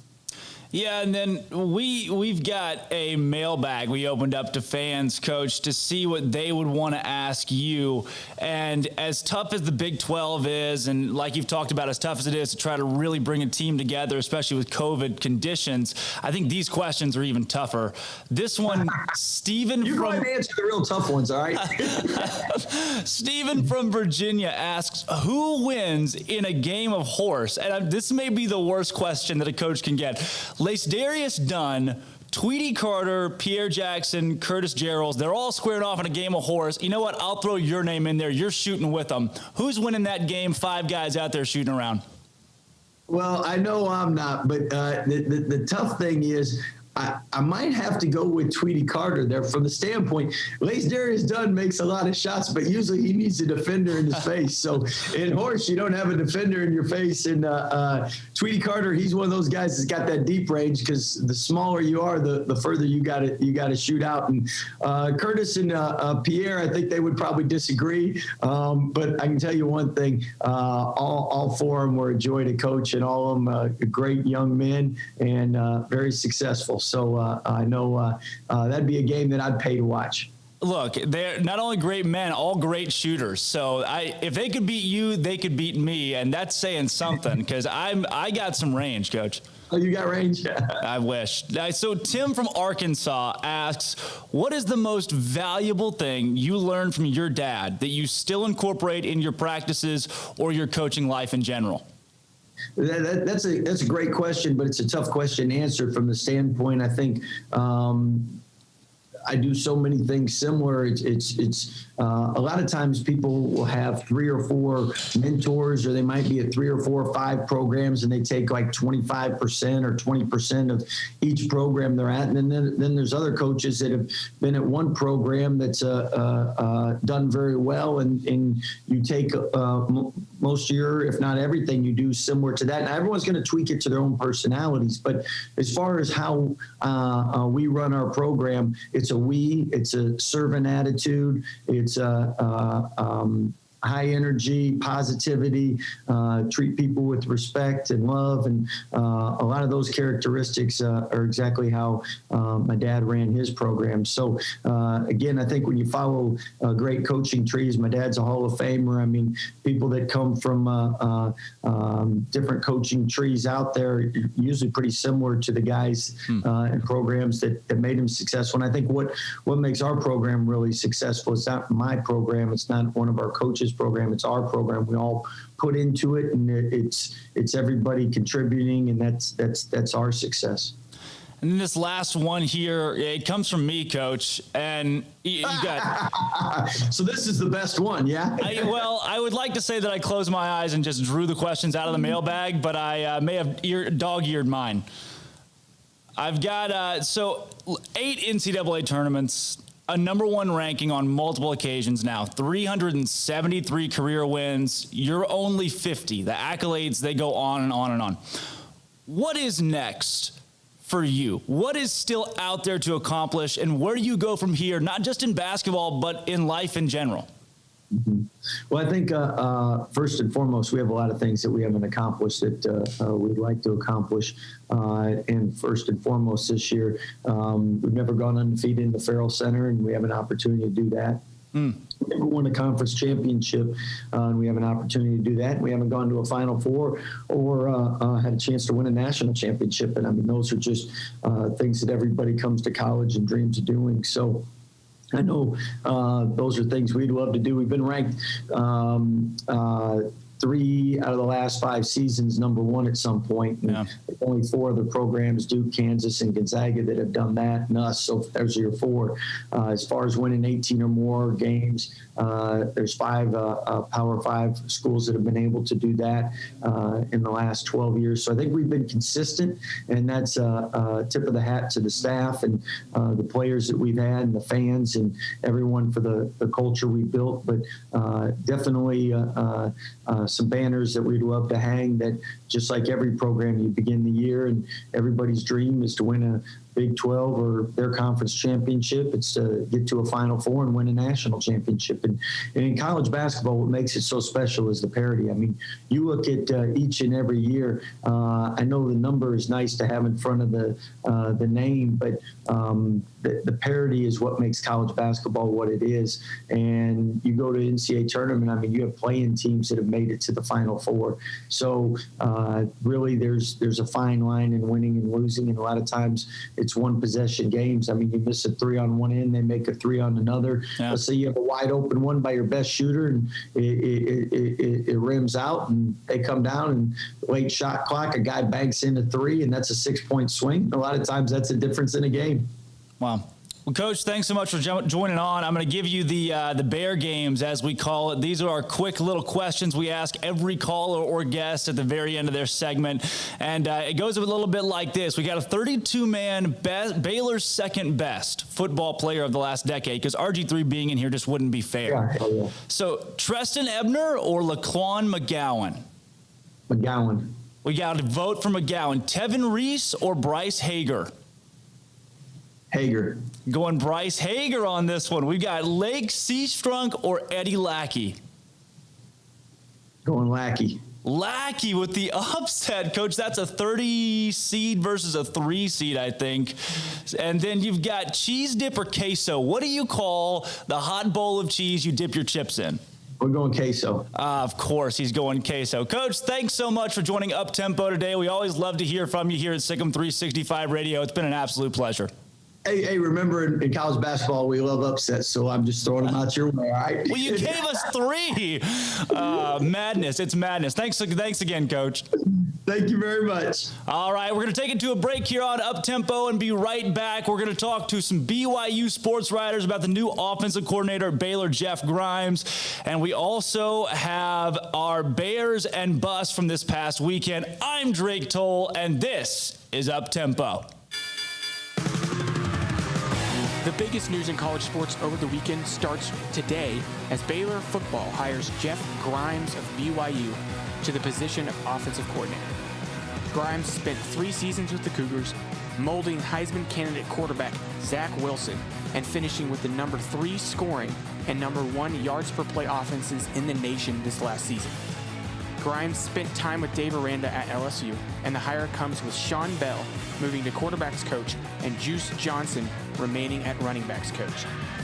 Elsewhere in the nation, Alabama and Ohio State punched their tickets to the national championship with emphatic wins over Notre Dame and Clemson, respectively. That game will take place on Monday, January 11th. In basketball, both the Baylor men and women secure victories, with the Lady Bears throttling TCU in Fort Worth 74-50, led by Moon Urson's 21 points, 10 rebounds, and 7 assists, while the men grinded out a tough win in Ames, 76-65. Around the conference, number 8 Texas blows out number 3 Kansas, 84-59 at Allen Fieldhouse. Unranked Oklahoma topped 9th ranked West Virginia 75-71 in Norman, and unranked Oklahoma State beat 13th Texas Tech by 5 on the road. I'm Armstrong Sims, and that's all the news that is news in college sports. This has been Armstrong's Minute. With so many companies and policies out there, it gets so confusing shopping for insurance, and I never know if I'm getting the policy that's right for me. Luckily, I met the team at the Niche Group Insurance Agency. With the Niche Group, you can go to one company and get access to coverage options from many insurance carriers, and you get to speak to a real person about your specific coverage needs. With the Niche Group, I know I'm getting the right coverage at the right price. If you need insurance, talk to the experts at the Niche Group at 1-800-258-8302. It takes time to reach goals. It's a truth that applies to more than sports. It goes for your financial goals as well. You work hard for your money, and you deserve an investment strategy that lines up with your game plan. And Tom Albers, your Edward Jones financial advisor, can help. If your financial investments aren't putting forth the effort you desire, stop by today for a financial review. Tom Albers, 4301 Lakeshore Drive, 254-776-7605. Edward Jones, member SIPC. Stepping into the boots of a U.S. Army officer can add confidence and leadership skills to your son or daughter's career path. See all the things they can achieve in our boots at GoArmy.com. U.S. Army Waco Recruiting Company, 254-598-8131 or 254-776-1543. Born in Waco, Brotherwell Brewing exists to serve the Central Texas community with locally crafted beer of the highest quality. They want to bring Central Texas closer to the brewing experience so everyone can enjoy well-made beer as much as they do. For 2.5 years, they've been bringing high-quality beer to Central Texas at their location on Bridge Street in East Waco. And this football season, you need to stop by on game day for curbside pickup or stop by their tent next to SicEm365 at Brazos Parking for your pregame refreshment. Brotherwell Brewing believes in community and bringing people together to enjoy products made in their community. So for your game day, whether it's a tailgate or at home, stop by Brotherwell Brewing for high-quality craft beer made right here in Central Texas, 400 East Bridge Street, and check them out online at brotherwell.com. Boozers is the wedding ring store and more. If you're ready to get engaged or already married and want to upgrade your wife's ring for a special anniversary, Boozers is the place to go. With the largest selection of premier quality diamond engagement rings and wedding rings in Central Texas. They have 7 cases with over 300 styles of rings from top designers like Natalie Kay. Choose from yellow, white, or rose gold, plus beautiful top quality loose diamonds. With an in-house jewelry, they can also custom make anything you want. Bring in a picture or drawing and let Boozers create your one-of-a-kind pendant or ring. They can even use some of your old gold and diamond jewelry to create something new. At Boozers, you'll find a great selection of quality timepieces, and Boozers is the place for expert watch maintenance and repairs, too. They specialize in expert Rolex watch repair for fine jewelry, watches, custom work, and more. Go to Boozers on Valley Mills and Lake Air Drive in Waco. Boozers, the wedding ring store and more. Car has the trucks, man. They have the one for you. Crew cab, short or long bed, silver, black or blue. Texas size selection, great prices too. Richard Carr, he has the truck for you. Carr has the trucks, man. He has the truck you need. If you want the best truck, you want a GMC. Texas size selection, great prices too. Richard Carr, they have the truck for you. Welcome back to Up Tempo on SicEm365 Radio. And we're back live on Up Tempo on SicEm365 Radio. I'm Drake Toll. JD Piquel has stepped away for the day. He'll join us every day at 11 o'clock from 11 to 12. And then Armstrong Sims and I will take the reins for the last 2 hours of the show. As you can see, the Topo Chico's gone and we're pulling out the LaCroix. As it is 12:30, and we have a very special guest on. Jerem Jordan joins us from BYU TV, a senior sports producer. Jerem, thanks so much for coming on. Man, I'm sorry we had to do it, but we're going to have to take an offensive coordinator away from you. Hey, it's all good. We expected this after an 11-1 season, and what a year it was for BYU. Likely finishing in the top 10 of the AP poll. BYU's kind of returned to glory after just 18 wins the last 3 years. So, no, all good. Jeff Grimes is a great dude. Very excited that he can kind of go back home a little bit. He's from 2 hours away in Garland. Yeah. Obviously went to UTEP.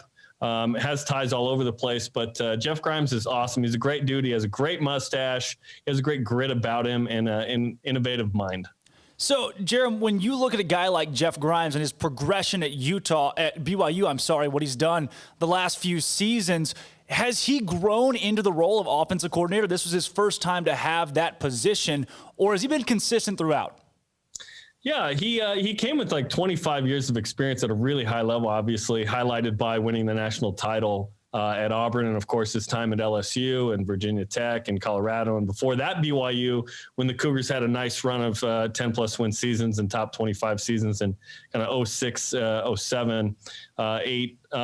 Yeah, he grew into this first OC job, getting paid a little more pressure, right, to be the OC. And in 2018, he had a senior quarterback in Tanner Mangum who kind of struggled through the first couple of games. BYU did win at number 6 Wisconsin, but ended up going 3-3, mixed it up. Zach Wilson starts at quarterback in Game 7, and the rest is history. 2019, BYU kind of struggled out of the gate at 2-4, and then had a more collaborative offensive coordinator situation with Aaron Roderick and Jeff Grimes and some of the other coaches. And so Jeff has he's done a nice job at blending talents with guys on his staff to become a good OC. The jet sweep was certainly a part of that. So expect that to potentially be in the mix at Baylor there. He did a good job of not only that, but BYU's offensive line produced a first-team All-American this year, left tackle Brady Christensen, BYU's first since 2001. So I would say his greatest strength is offensive line, his ability to recruit well. Obviously, a former LSU guy at Baylor now, right? Yeah. Maybe Jeff Grimes knew a couple weeks ago. I don't know. But that's big time. So Jeff's a good dude. He's got a good mind. He's been around the game for a long time. And he's waited a long time to be an OC. And now after 3 years at BYU, he's going to take a step up, not only in pay, but in status with a Power 5 program like Baylor that's hopefully on the rise. So BYU, a private religious school, Baylor, very similar. And what comes with that most of the time is a great sense of community. And you get that here, as I'm sure you're plenty used to at BYU. Is he a guy that fits that? Is he the big bear hug kind of guy that comes at bear hug, pun intended, nice, comes in and really just wraps a community, a program, fans, and media around him, and is open to being that big smiling guy on the front of things? He's more business driven, but he's down to earth. Like, he'll hear you, but he is definitely like on the pursuit of greatness. And if the cost is potentially, not maybe hanging out with you, that's it. I would say he's somewhere in the middle. He's not like gonna be texting every media member, right? But he's also not the gruff, upset Nick Saban type, right? Which Nick, when he wants to be happy, is happy, right? But when it's halftime and he can't hear in the headphones, he's not very happy. So he's somewhere in the middle, but he has some fun. Like, his offensive staff has had mustaches with him in fall camp before. Wow. And he's kept it. But yeah, he's got a little family. I believe he has 4 kids, maybe 5, and one that's kind of a junior in high school or so. So it's a younger family, has a couple adopted kids as well. So he's a good family guy. I think he'll fit in there in Waco. And obviously, again, he's going home to some degree, right? He has a lot of Texas ties, Garland and UTEP, like I mentioned. So I think this is a natural progression. And this is something we expected. We expected to lose Jeff Grimes. Kind of game 8 or 9, we thought, hey, he's going to get a job. And he's not a member of the Church of Jesus Christ of Latter-day Saints here. So it made sense that sometimes those people want to stick around and be at BYU because of the environment and the religious tie. And Jeff came back to BYU. He loves BYU, but yeah, second stint worked out really well. He's going to elevate. He's going to help his family a ton, and he's going to get a pay raise and a bigger opportunity in the Big 12, which would be pretty cool. And by the way, we're stoked about Steve Sarkisian at Texas, by the way, because former BYU Cougar player. So we're very excited about that. We're also stoked about Steve Sarkisian at Texas because he's yet to win more than 8 or 9 games in a football season, and we're hoping that maybe that becomes a trend at UT as well. But obviously you got to wish a lot of luck to a guy that's been a standout in college football and worked his way back up through the Nick Saban rehabilitation offensive rehabilitation program. And you wish him the best, but it's an opposing program that Baylor fans rub elbows with a little bit. But on the Jeff Grimes track and his offense this past season, you look at the statistics. He's number 3 in scoring offense in the country at 44 points per game. He's number 1 in the nation in yards per play at almost 8. And then total offense for Baylor last year, 24 points per game, 310 yards per game. That's 9th out of 10 teams in the Big 12. How revolutionary is Jeff Grimes going to be? Is he a win-now guy that's going to implement his system right away? Yeah, he'll definitely implement it right away. Whether it'll be successful right away, it may take a minute. It depends on the personnel. Yeah. And obviously this is interesting because BYU and Baylor play this year. Yeah. October, 16th, was it? Yeah, that's, yep. At McLean Stadium. Very excited about that. On the river there, that's going to be awesome. Always wanted to see Baylor, so we'll see how that works out. But it may take a sec. So in 2018, BYU kind of struggled offensively. A lot of that had to do with starting a freshman quarterback the second half of the year. That was Zach Wilson, who had graduated early, was true freshman, like no time really to figure it out. But you see what happened in year 3. Now, part of BYU's success this year is that Zach Wilson is going to be a top 10 pick, and he was incredible. Part of that is having an offensive line that was senior heavy for the 5, including a left tackle who was a first-team All-American. And then part of that was BYU's schedule. It got blown up. They had 6 Power 5s on it originally. All those teams canceled with BYU. So the Cougars weren't able to get as strong of a schedule per se, but it lended itself to an 11-1 year. And BYU was blowing out everybody but UTSA. That was a 1-score game. And then obviously at Coastal comes down to the last yard. Yeah. But BYU blows out Boise State on the road. BYU had never won at Boise.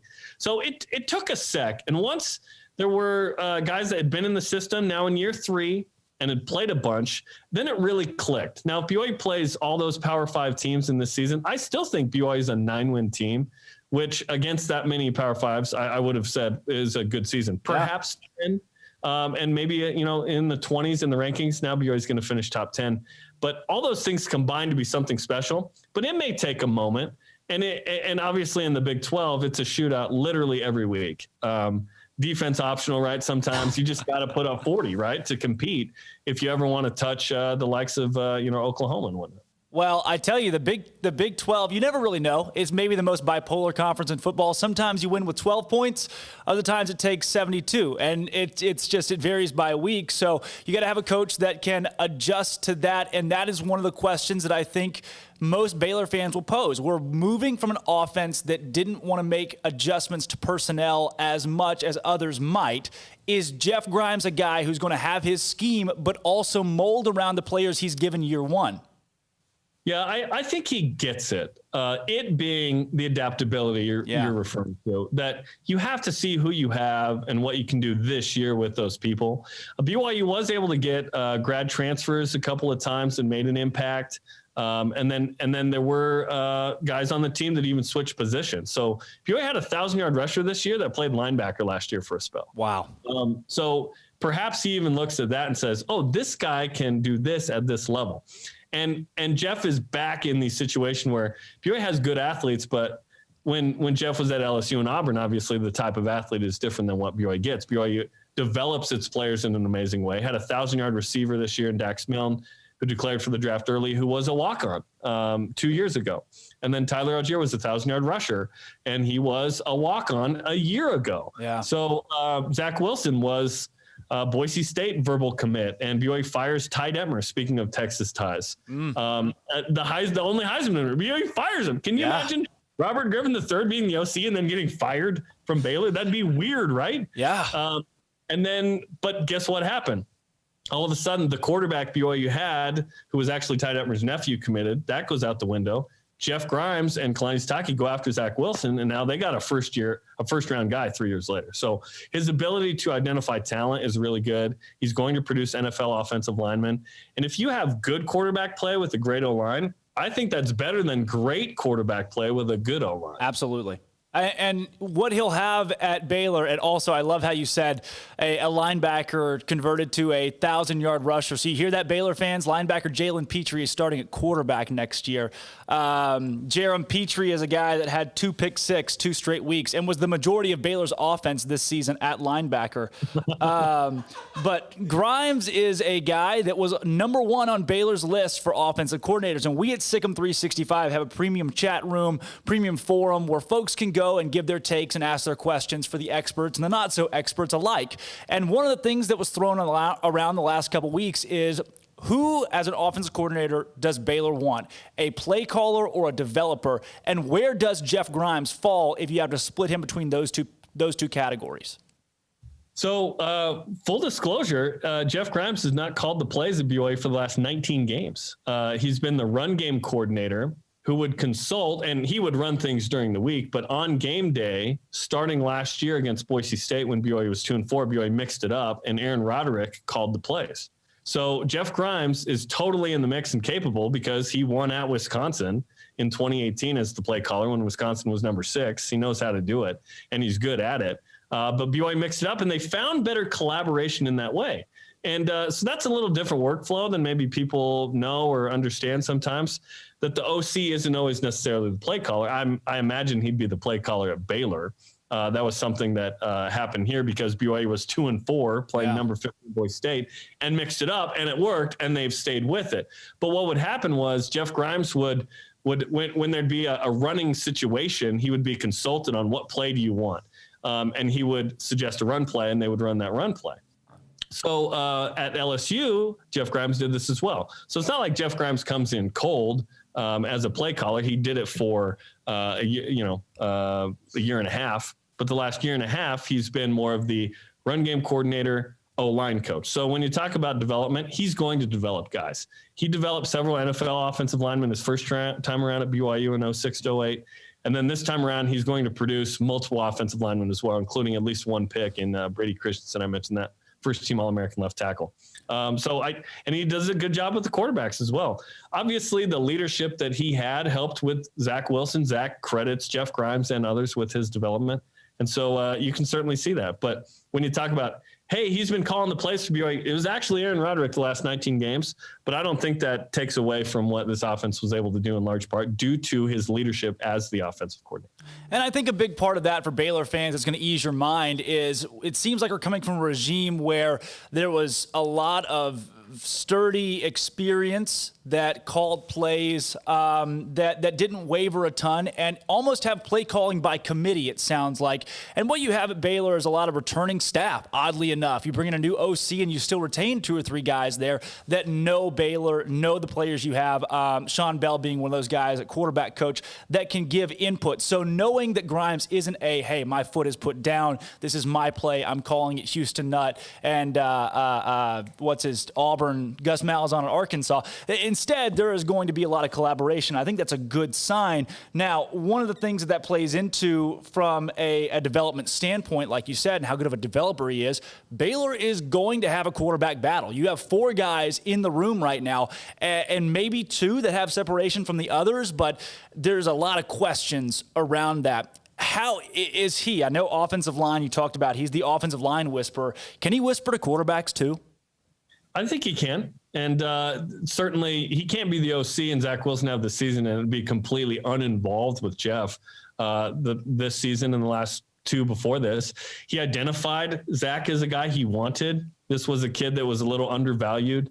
If Zach Wilson plays in Southern California in high school, he's probably at a Pac-12 school. Yeah. But he ends up at BYU, a guy that hated BYU growing up. So you talk about someone convincing someone to do something that will help them elevate. That's a good example and anecdote, I think, for that. So, yeah, I think he can identify a good quarterback. And his time at Auburn, obviously, he's the O-line coach for Cam Newton, who had an incredible Heisman Trophy winning year. So he's been around greatness. And at LSU, they had some good quarterbacks, but mostly they relied on the running backs for a couple of years. But I think he's been in the biz so long that now's the time for him. He just helped produce a top 10 offense. He's getting a Power 5 offensive coordinator gig at Baylor. This is the time for him, and he's a guy that puts in the work, extremely prepared, innovative, thinks out of the box, loves trick plays, by the way. Whoa. Like BYU ran a lot of those 2018 and 2019. I don't know if you saw the bowl game, Boca Raton. BYU had a reverse pass to a tight end for a touchdown. BYU did this a lot where it wasn't Boise State level, but I mean, at least once a game, you're mixing in something to throw off the defense. And BYU didn't do it as much once Aaron Roderick took over the actual play calling, but jet sweep was a staple of the offense. That's a thing he got from LSU. And obviously the Dave Aranda connection. Dave worked with Jeff a ton at LSU and loved him. So here we go. It's the LSU boys trying to make it happen in Waco. And by the way, BYU's going to have a quarterback battle as well. And one of the leader in the clubhouse probably is the senior named Baylor Romney. So that could be fun. Baylor Romney, that last name sounds familiar. Could his dad be a politician? It's like a second cousin, uncle, something. But somewhere down the line. Yeah, it's around there somewhere, but it's not like a clean just uncle. But Baylor's brother Gunner was a guy who was pacing for 1,000 yards before he got hurt as well. So we may have a brother to brother thing going. Wow. Well, let me give you this, Jerem. I have never known you to lie to me. So I love conversations. Yes, I love the analysis you've been able to give for us on Jeff Grimes and what he's going to be able to do, hopefully at Baylor.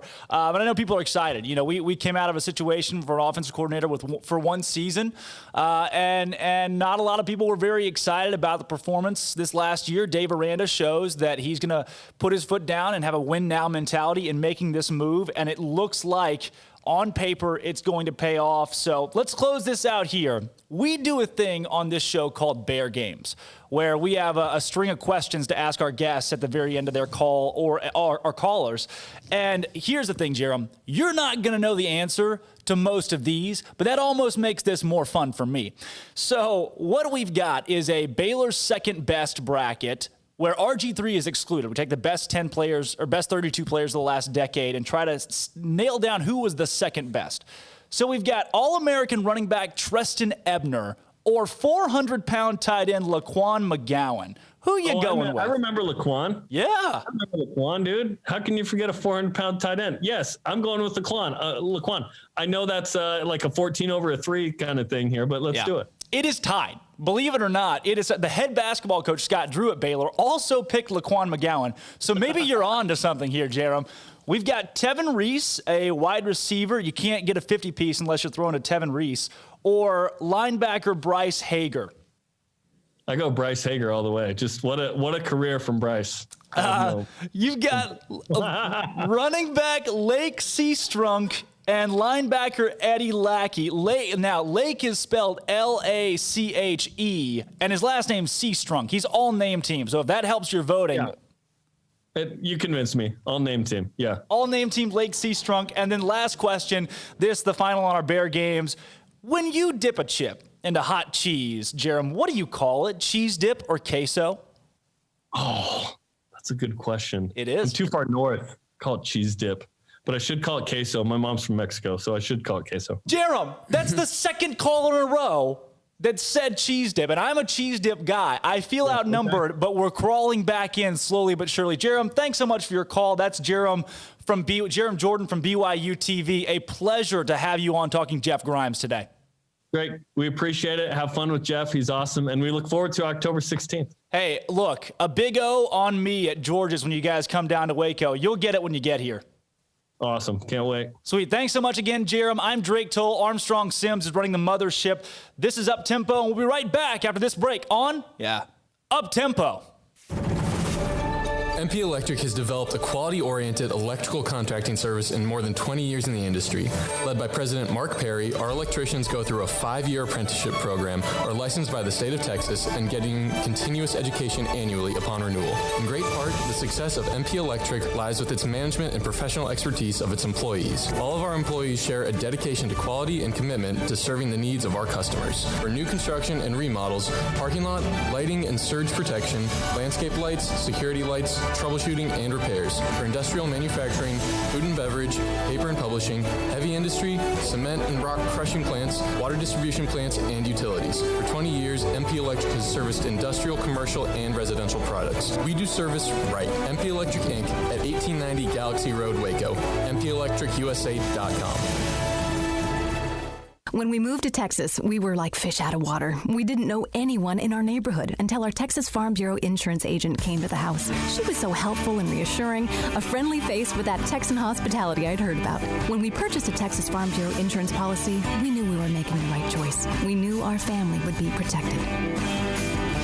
Stop by and see our agents at one of our 3 McLennan County locations. Coverage and discounts are subject to qualifications and policy terms and may vary by situation. Southwest Sports Medicine and Orthopedics, the team physician of Baylor Athletics. Our doctors specialize in the diagnosis and treatment of any and all sports-related injuries. Celebrating over a decade of service in Central Texas, our doctors are equipped to handle a wide range of issues, whether it's your foot or ankle, orthopedic spine care, your hand or wrist, knee and shoulder pain, or if you're in need of our arthritis or total joint clinic. Come see us at the new Baylor Scott and White Ted and Sue Getterman Sports and Orthopedic Center. Trust the doctors at Baylor Trust, Southwest Sports Medicine and Orthopedics. Our goal is to get you back in the game. In the market for a quality metal building? Since 1943, Pioneer Steel and Pipe has helped Central Texas residential and commercial customers with metal building design, panel options, building components, and trim options. Pioneer Steel and Pipe's residential line is energy efficient, offers low maintenance, reduces insurance payments, is impact resistant, and carries up to a 45-year limited warranty. In addition, they can also help you find a metal building contractor for your project. Pioneer Steel and Pipe with locations in Waco and Bryan and at pioneersboys.com. Do you or your kids get nervous about going to the dentist? Stonewood Dental, Dr. Steve Childress, he can help. I've spent a career taking care of patients who as children had bad experiences, and now they're adults that hate going to the dentist. If I get a kid at 3 years old and they come every 6 months and it's a happy experience, it's normal for them. Now they have an accident at 6 or 7 or 8 at school. Now they have a broken tooth or a trauma, and they have to come here. They're used to lights, they're used to water in their mouth, they're used to experience, they already trust us. It's amazing what we can do with that kid without it being a negative thing. But if I see a 6 or 7 or 8 year old that's never been to the dentist, and now they have a trauma or an unfortunate unexpected toothache, it's harder to do that for that kid and it not be somewhat of a negative experience. So bottom line is I try to teach kids and adults and teenagers and everybody the way I'd want my family treated, which is where it's a necessary part of life. You just take care of it. It doesn't have to be that big a deal. Learn more, stonewood-dental.com.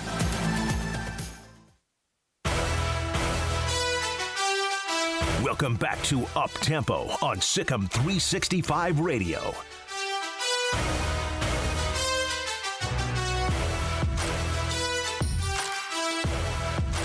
Bringing it back into the booth, I am Drake Toll. Armstrong Sims, our producer, is behind the mic now as we roll near the 1 o'clock hour. And this is the 1 o'clock power hour that we open it up to you. You can get involved on the Riverbend Liquor and Wine text line 254-339-1122. Or the Impact Health Labs caller line, same number, 254-339-1122. Like we talked about to open this thing up, this is your show. For the fans at home and those listening, you guys run this thing. It's caller-driven and college athletics-driven. We're going to be talking all things Baylor every day from 11 to 2 on Up Tempo. We are in the Texas Farm Bureau Insurance Broadcast Center, the Petty Clinic Low T Bear Den, and the SicEm365 Radio app, sponsored by Allen Samuels Dodge, Chrysler, Jeep, Ram, Fiat, is where you can go to listen to this show. So let me tell you what, for those of you that are listening right now via Facebook Live or what's the one the kids are using on Twitter now? It's the live thing. I believe you're thinking of Periscope. I am thinking of Periscope. If you're listening on Periscope or Facebook Live or YouTube, hey, all the credit in the world, and thanks for doing that. But you don't have to sit with your phone open on our show. You can listen to it and do whatever you want on your device by going to the SicEm365 app, hitting live. You can listen live, close it out, put it on a Bluetooth speaker. Got a message earlier today. There's a restaurant in Conway, Arkansas that has their Bluetooth speaker hooked up to the SicEm365 app, and they're playing our show today, listening in, big Baylor fans. And we've got you calling in and texting in from all across the country. We've seen Florida, Virginia, Arkansas, a little bit of Texas action. Austin is weird. We've had Austin, D.C., all across the nation. We're opening up this line for you in the 1 o'clock hour. We've already got callers jumping in. Stephen from Virginia is on. Michael Threet from Carrollton, Texas is also on. I tell you what we're going to do right here. We're going to hit Michael and hold Stephen from Virginia to the second half as we've got a break coming up right at 1 o'clock. But Jim from Philadelphia, you're on with Up Tempo. We're getting there, Jim. Good to be on. Good to have you on, Jim. Bring it on. Jim Threet, ladies and gents. Not sure where we're at right now in with some of the assistants that'll be coming on. Yep. I just want to lobby for Eric Mateos. He's the BYU O-line coach. Yes. He was Sam Pittman's graduate assistant when I was coming up through the ranks. So I had the opportunity to meet him a couple times. He's a great guy. He's a great coach. If he came to Baylor, we would be blessed. You said Sam Pittman, correct? Sam Pittman, yes, current head coach at Arkansas. So, yeah, Sam Pittman at Arkansas, and you've already seen what he's done there. So, Eric Mateos has the question mark around it still for offensive line. So, what we know to this point is that it's more speculation than confirmation on Mateos. They've already locked in Chancey Stuckey at wide receiver coach, coming from Clemson, a guy that played in the NFL, Sean Bell at quarterback coach, and Jeff Grimes as the offensive coordinator and tight ends coach. Jim, when you see those names, even though Mateos is not locked in yet, what do you see so far for Baylor's offense? Is this the home run that the Bears were looking for? I think it's pretty close. That I've always known that Bell needs to be in that QB coach position. It was great for him to get the experience coaching O-line and tight ends, but QB is where it's at for him. QB is where he's going to excel as he continues to work up the ranks. Let me give you this, Jim, too, to top this all off. And thanks for adding the insight on Mateos. I know he's one of those guys on that list that we're learning more and more about every 5 or 10 minutes, it seems, as people are starting to send in information on this coaching staff that Baylor is assembling as we speak. But I've got some even more important stuff for you, and that's the Bear games. The Baylor's second best of the last decade, and these are guys that you're obviously familiar with. If you had to give a nod to either Treston Ebner or Blaquan McGowan, who are you going with, Jim? Oh, man. I got to respect the big man with Laquan, but, Ebner, he's my boy. He's always come in the clutch, so I got to go with Ebner. Treston Ebner is up 50-40 on the live fan call-in scoreboard. The Twitter scoreboard will be released near the end of the show. And that takes us into the next matchup, Tevin Reese or Bryce Hager. Ooh, that's a tough one. I got to go with Bryce Hager. He was one of the first ones that I saw when I started watching Baylor football, and you really just couldn't beat it. 80-10 right now. Bryce Hager leads this one on the call-in scoreboard. Lake Seastrunk and Eddie Lackey. One of them's all-name team. The other is an all-Big 12 linebacker. I got to go with Seastrunk. I've actually had the chance to meet him a couple times. Awesome guy. Never seen someone who works as hard as he does. Now, Jim, you have relocated to Philadelphia. But I don't know if that swayed your answer to this last question or changed how you view it. But when you sit down at your favorite Philadelphia restaurant for a plate of hot cheese, as no one would call it, do you call it queso or cheese dip? Okay, so that's an issue up here. I call it queso. However, I have to say, up here, they do not know what queso is. What? They call it queso. It's really just cheese. They don't melt it. It's a real problem up here, Drake. Wow. We have a 50-20 score right now for cheese dip on top of queso. I'm going to go ahead and vote cheese dip, though, and I give myself 40 points, so it's a lot closer now as cheese dip has a 10-point lead. Well, right. I'm going to vote, and I'm going to give myself 100 points. Can I do that? Is that legal? Anything and everything is legal on Up-Tempo Armstrong. Jim, thanks so much for your call. And you know what? 78 bonus points for bringing in the Mateos take. Awesome. Good to be on here. Great to have you as always. I'm Drake Toll. Armstrong Sims is running the mothership. And this is Up-Tempo. We'll be right back after this break and have the 1 o'clock hour where we're going to play Music Monday. We'll talk a little bit more about Brett Grimes, and I'll give my bears and busts from the weekend around college athletics. We'll talk a little bit of Baylor men's and women's basketball as well. There are a ton of topics, and your calls and texts are coming in.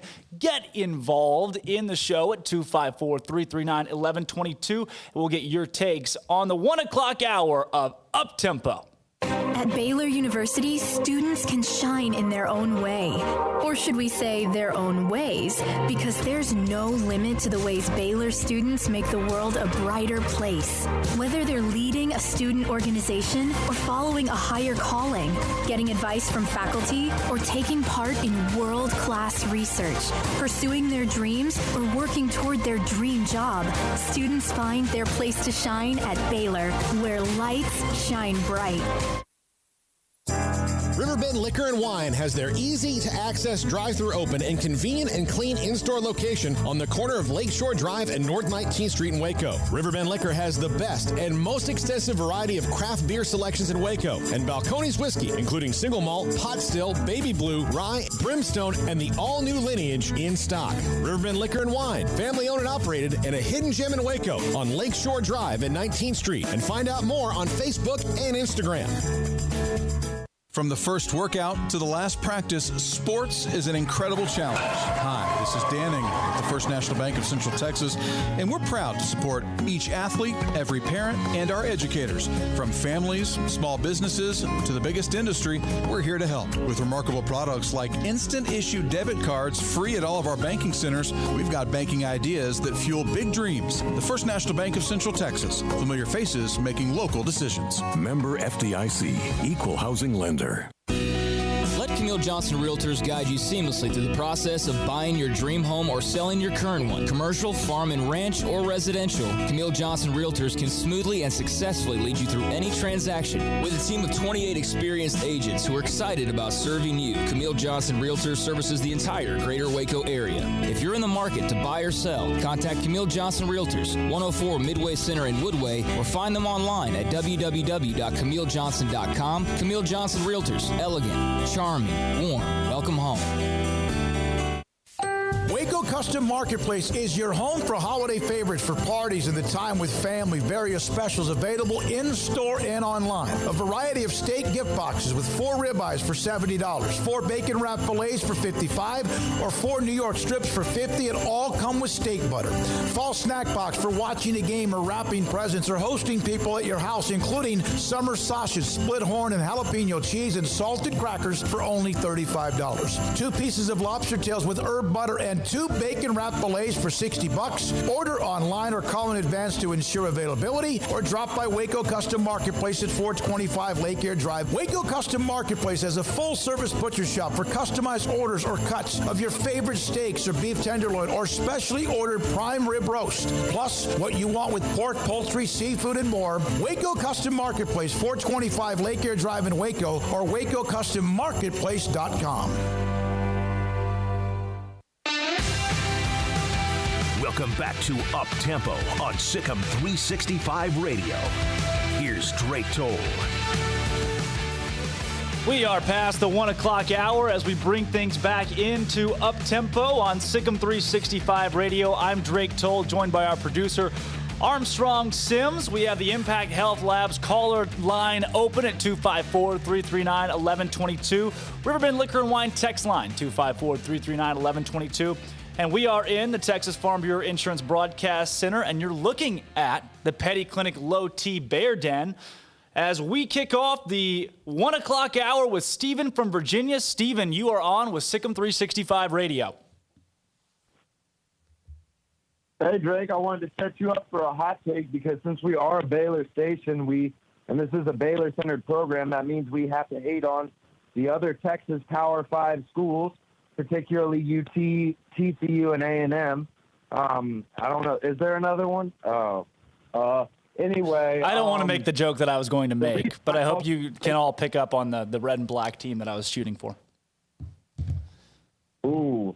So they might be mad, but I don't know if they can hear us right now. Anyway, so what I was really calling for is so we could diss on this Tom Herman firing and the Sarkisian hiring a little bit, because I'm looking at it, and as a person who works for a living, I don't like giving Tom Herman, who's a jerk, $15 million to just go away.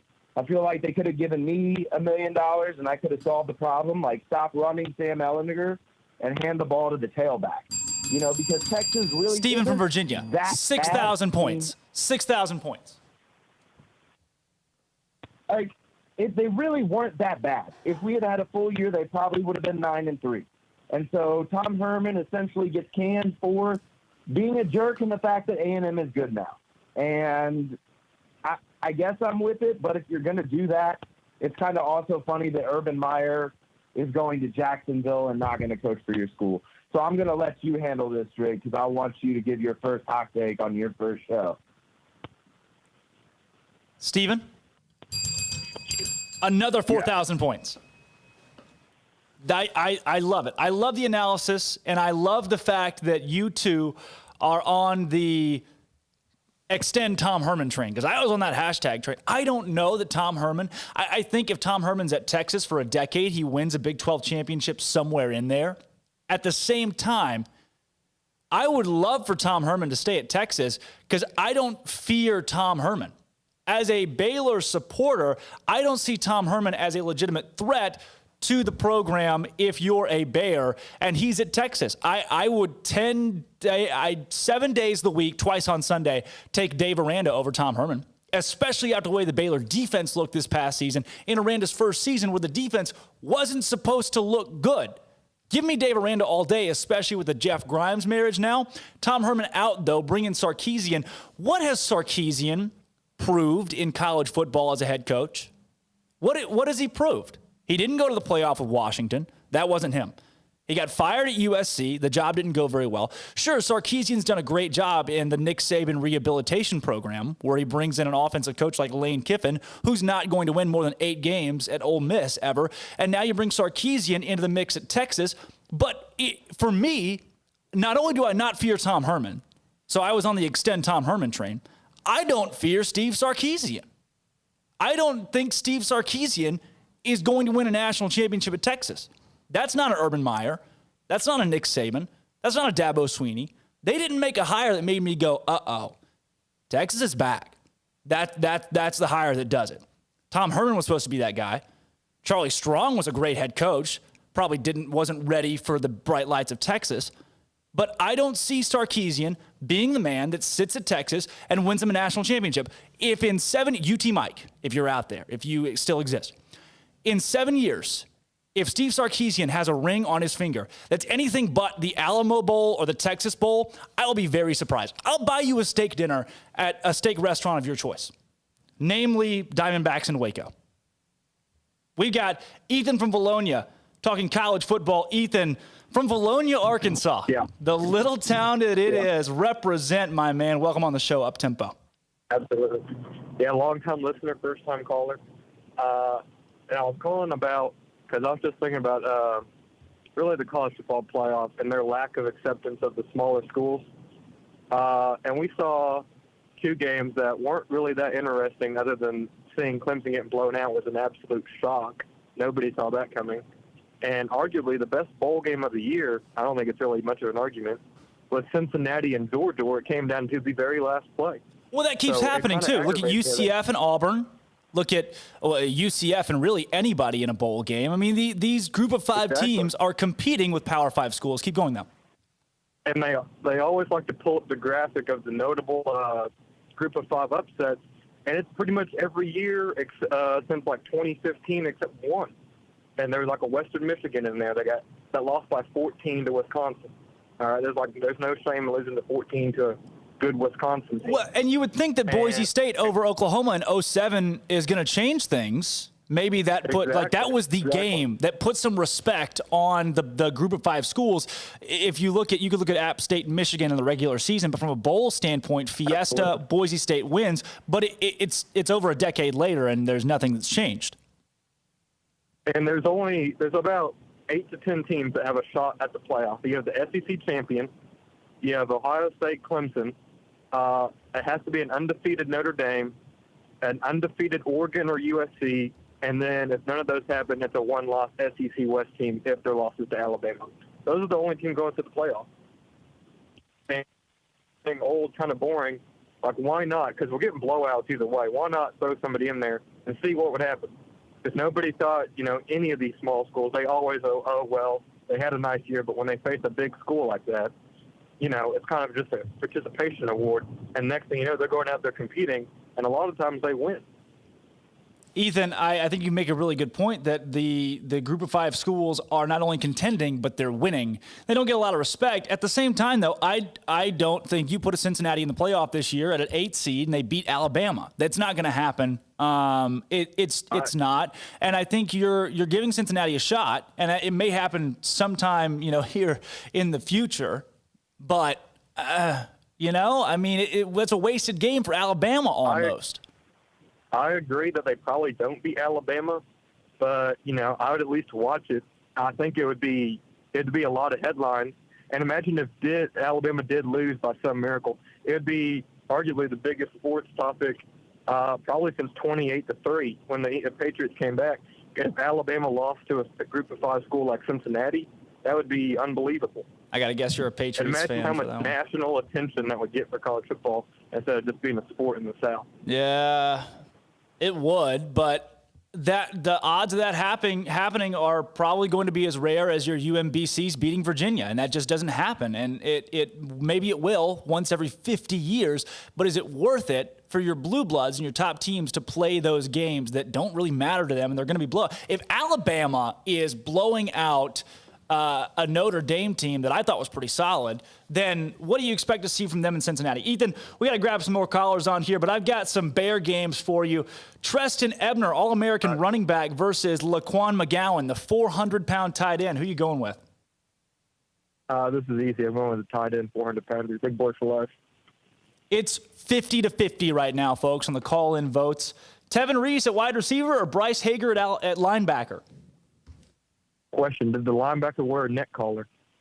I'm going to go with yes. Okay, then yes. I don't think he did, but linebackers that wear neck collars, just do it different. They do it different. Lake Seastrunk, all-name team, versus Eddie Lackey. Eddie Lackey's a little too close to Eddie Lacy, so I'm going to go Seastrunk. Seastrunk, and then this says you're from Arkansas. You've got cheese dip or queso. What do you call it? This isn't even a question. This is cheese dip all the way. It's a cheese dip all the way. Thanks for your call, Ethan. Great to have you on Up Tempo. We're going to go to UT Mike's best friend. This is T-Rex on Up Tempo. T-Rex? Hey, Jordan. Oh, that's my best Bigfoot impression. Clearly, I'm telling you, he's Baylor Bigfoot. That's not me. UT Mike. That's not me. I own a house. I don't live in the woods. Yeah. Anyways. First off, I want to start this off by saying I apologize I couldn't call in earlier. I got stuck on a work call, so shout out to Matt in D.C. for being the first caller. He had to make sure he texted me about it. Well, first caller, that's okay. I still squat more than him, deadlift more than him. I'm taller than him. I have hair on my head, and I can grow a beard. So shout out to Matt in D.C. If you don't know, that's my brother, so I can say that. Anyways, it's queso. I'm going to go ahead and knock that out right now. It's queso, and the reason why is, do you call a burrito a chicken wrap or a steak wrap? No, you call it a burrito because that's what the ethnic origins of the food is. You call a gyro a lamb wrap? No, you call it a gyro because that's the origin name of it. You call it what it's based out of. And queso also, so not only that, queso is a traditionally Mexican food dish or Spanish food dish. I don't know exactly if it started in Mexico or another, Central American country. Technically, I wasn't a history major nor a culinary expert. You are so multifaceted. I'm impressed with this analysis. I mean, you add peppers to it, you add spices to it, depending on where you're at. There's different ways to make queso. Cheese dip is what you get in that little package that has like the 4 little pretzel sticks that you get for like 50 cents in the checkout aisle at Walmart before you buy your groceries. If you know what I'm talking about, you open it up, got cheese dip on one side, little pretzel stick. That's cheese dip. Queso is a culinary dish that is served with only the finest corn tortilla chips. So also, if you call it cheese dip in Arkansas because, you elected Bill Clinton as your governor. So, it's Arkansas. No offense. This show's got it all. Dallas Cowboys, college sports, politics, cheese dip. We're really rocking today on Up Tempo. What else you got, T-Rex? So there's that. I do have one question, but I know you're going to eventually ask me, probably hit me with the Bear games, what do you call them, Bear Olympics, Bear games, whatever. I want to ask why there's a specific player missing from that list. Xavier Howard. It's got to be Xavier. Is that who you're asking about, Xavier Howard? No, well, Xavier Howard, a great guy in the NFL. He's obviously breaking all these, I guess he's tied to, or the first, I don't know if it's like a record technically, but, 10 interceptions in a season, first time since I believe 2007. I think he should be on there also. I didn't even think about him. No offense to him. But I'm thinking Seth Russell. Now, I looked at the stats today while I was listening to y'all. If you average out the 6 stats that I saw for a quarterback, so they were available. This is a quick Wikipedia search. He averaged out to number 4 on the overall average rankings. Charlie Brewer did rank as number 3. So as an average standpoint between all those rankings, Charlie Brewer did rank higher. However, whether you want to say Charlie Brewer or Nick Florence or whoever, Seth Russell was right there, and he never really got to start an entire season. I mean, he got unfortunately injured both of the seasons that he did start. He played behind a quarterback who was up there in the ranking, Bryce Petty. So obviously that's what could have been thing. But the fact that Seth Russell's not on there, I'm a little questioning that. But wait, he should be. I put Seth Russell.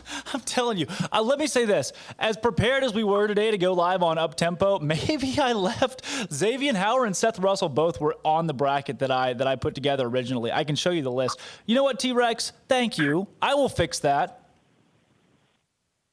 Well, I don't know who you're going to take off. There's a couple offensive linemen. Danny Watkins obviously belongs on there. I can't remember his name. I had to look him up. But the other offensive lineman, he did get drafted, I believe. If not, he was definitely all conference.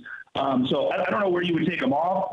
Might have to add some extra wild cards in there, maybe some play-ins, squeeze some things around. Maybe have to edit that. But that's really my only critique of the bracket. Otherwise, I think that's a great thing for y'all to do. Really good stuff there. Gives all the fans kind of just an opinion piece there. Yeah, that's a goal. I can't remember what our underlying point here was, but I do really appreciate y'all having an extra radio show here for the fans. It's a great thing to do. Also, big shout out to not only you guys, but also, the flagship, I guess you would say the main 365 radio show. I think last week or maybe 2 weeks ago, they had, I wrote his name down, I had to Google it. I believe it was John Moore, the head coach of the Texas School of the Deaf, who won state championship in 6-man a few weeks ago. And then today, y'all had Jay Olson from USC, who, in case anybody didn't catch it, he a deep snapper, I believe, who was blind at USC. So 2 very inspirational individuals from 2 different aspects within the game. So shout out to y'all for being able to get guys like that on the radio shows. It's something different from just your normal sports reporters that are calling in or just normal opinions. Getting those kind of guys like that gives, just a little inspiration, making me want to go out into the garage gym right now and go throw 500 pounds on the deadlift and break my back. But, it's a thought that counts. So make you want to throw a wall. Yeah. I'm happy with the offensive coordinator hire. I don't know a whole lot about him. Admittedly, I don't follow the NFL more than the Cowboys. I don't follow college football that much more than Baylor. So I don't pay attention to a lot of the outside stuff. So I don't know a lot about him, but it's everything that I've heard. It's good. I'm excited. I like all the coaching changes. Hopefully we get a great strength and conditioning staff in here. The ceiling's pretty high for us now, after going, only winning 2 games this year. Whether you want to talk about this crazy year, COVID, whatever, there really is nowhere up or no other direction but up. I mean, I guess you could, unfortunately, being realistic, you could lose all your games, but I don't see that ever happening. No. I believe we play Texas State or maybe Texas Southern. So pretty sure we're not going to lose all our games. So I think we'll have a good year. Give him some time to instill his offensive line, and we'll be good to go. So that's all my underlying points here. UT Mike, I don't think he called in today. He may not even be alive anymore. Maybe Bigfoot ate him. I don't know. Maybe he paid off the boosters, or paid off Texas to get Tom Herman out, or maybe he's actually Tom Herman. Who knows? So maybe he's ashamed to call in. T-Rex, Treston Ebner, or Laquan McGowan? So I thought really hard about this one. I wanted to say Laquan McGowan. I and my brother was there in 2015, saw him score against Kansas, which arguably, if you go back and watch the tape, I honestly don't believe he got in. I think his knee was down. But, that's neither here nor there. It's Kansas, so they're obviously going to count it. He could have fallen on the 5, and they would have given him the touchdown against Kansas, and he's 430 pounds. So you better give him the touchdown. However, Laquan McGowan doesn't follow me on Twitter. Tristan Ebner does. So I'm going with Tristan Ebner. Wow. Give me Tevin Reese or Bryce Hager. This is a blowout right now. Tevin Reese all day. Wow, Tevin Reese has 20 points compared to 90 for Bryce Hager today. Lake Seastrunk or Eddie Lackey? Seastrunk. Seastrunk running away with that one. That is 80-30. And then you said you call it K, so I'll give you a vote right there. T-Rex, thanks for your call. We're running up against a break. We always love to hear from you. Hopefully we hear from you again soon. I'm Drake Toll. Armstrong Sims is behind the desk right now. When we come back, we're going to talk a little bit about Baylor men's and women's basketball and play Music Monday, where one of you callers somewhere out in the void will take on yours truly in a game of musical skill to try to name 5 songs that you can only hear 5 seconds of. This is Up Tempo. With so many companies and policies out there, it gets so confusing shopping for insurance, and I never know if I'm getting the policy that's right for me. Luckily, I met the team at the Niche Group Insurance Agency. With the Niche Group, you can go to one company and get access to coverage options from many insurance carriers, and you get to speak to a real person about your specific coverage needs. With the Niche Group, I know I'm getting the right coverage at the right price. If you need insurance, talk to the experts at the Niche Group at 1-800-258-8302.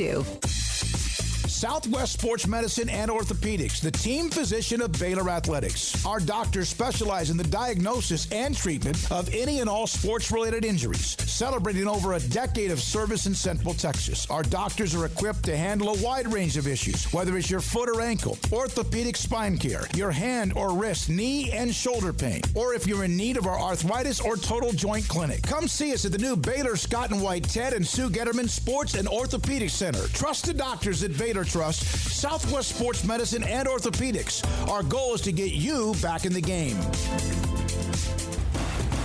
Hey, this is Bryce Petty, former starting quarterback and 2-time Big 12 champion, and I know firsthand the importance of being in top shape both on and off the field. So listen up, men. If you're feeling beat down day in and day out and looking for that high-performance edge that separates the men from the boys, then look no further than the Petty Clinic Low T in Waco. Petty Clinic is a comprehensive men's healthcare clinic with an atmosphere catering to men. Board-certified Dr. Kent Petty has a special interest in offering the highest quality medical care to men of all ages. Some of the services offered include screening and treatment for low testosterone or thyroid, infertility, high blood pressure, diabetes, high cholesterol, sleep apnea, while offering comprehensive wellness exams and complete men's health lab panels. High performance men, remember, it's not just a Petty thing. This is Bryce Petty, encouraging you to reach out and Google search Petty Clinic Low T or go to pettycliniclowt.com and get your complimentary lab screening today.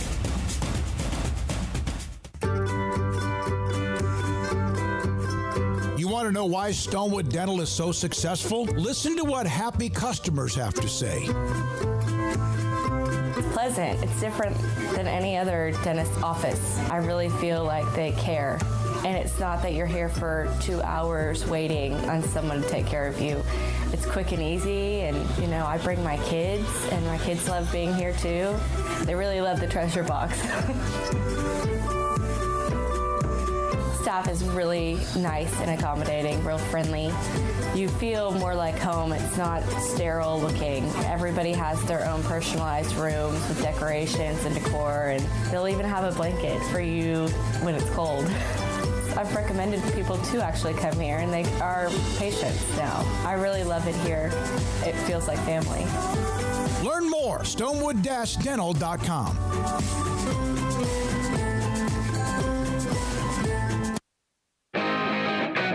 Welcome back to Up Tempo on SicEm365 Radio. Here's Drake Toll. And we welcome you back into the Texas Farm Bureau Insurance Bear Den. I'm Drake Toll. That is Armstrong Sims, and this is Up Tempo. Boy, a busy day today, Armstrong. A lot of really solid guests coming on. And what do you say we do it again tomorrow?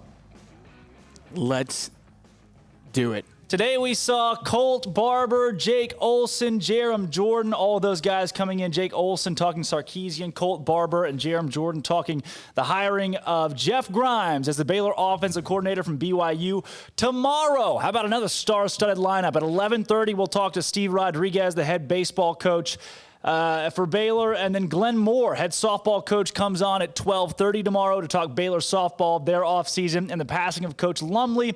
And then Brett Ciancia from Pick Six Previews. Brett is a Heisman voter, and if anybody knows anything about college football, it's that tomorrow we will hear the Heisman winner announced on the air at 7. I think that's at 7 p.m. on ESPN. We'll get the Heisman. So we'll have Brett come on and talk about, he cannot give away, he said, his pick for Heisman, but he can break down what he saw in each of the candidates. So into the star-studded list of guests tomorrow. I told everybody today we'd play This Day in Sports History, and I've got some stuff in here and celebrity birthdays, but Armstrong, we've had a lot of not just great guests, but great callers come on Up Tempo, which is caller and fan driven at 254-339-1122. That's the Riverbend Liquor and Wine text line, and it also doubles as the Impact Health Labs call line. So let's hit a couple of these zip whip Riverbend Liquor and Wine text line messages. Scotty B, the Baylor King, says, I have a hot take. Baylor women's tennis will win the Big 12 this year, either regular season or conference tournament,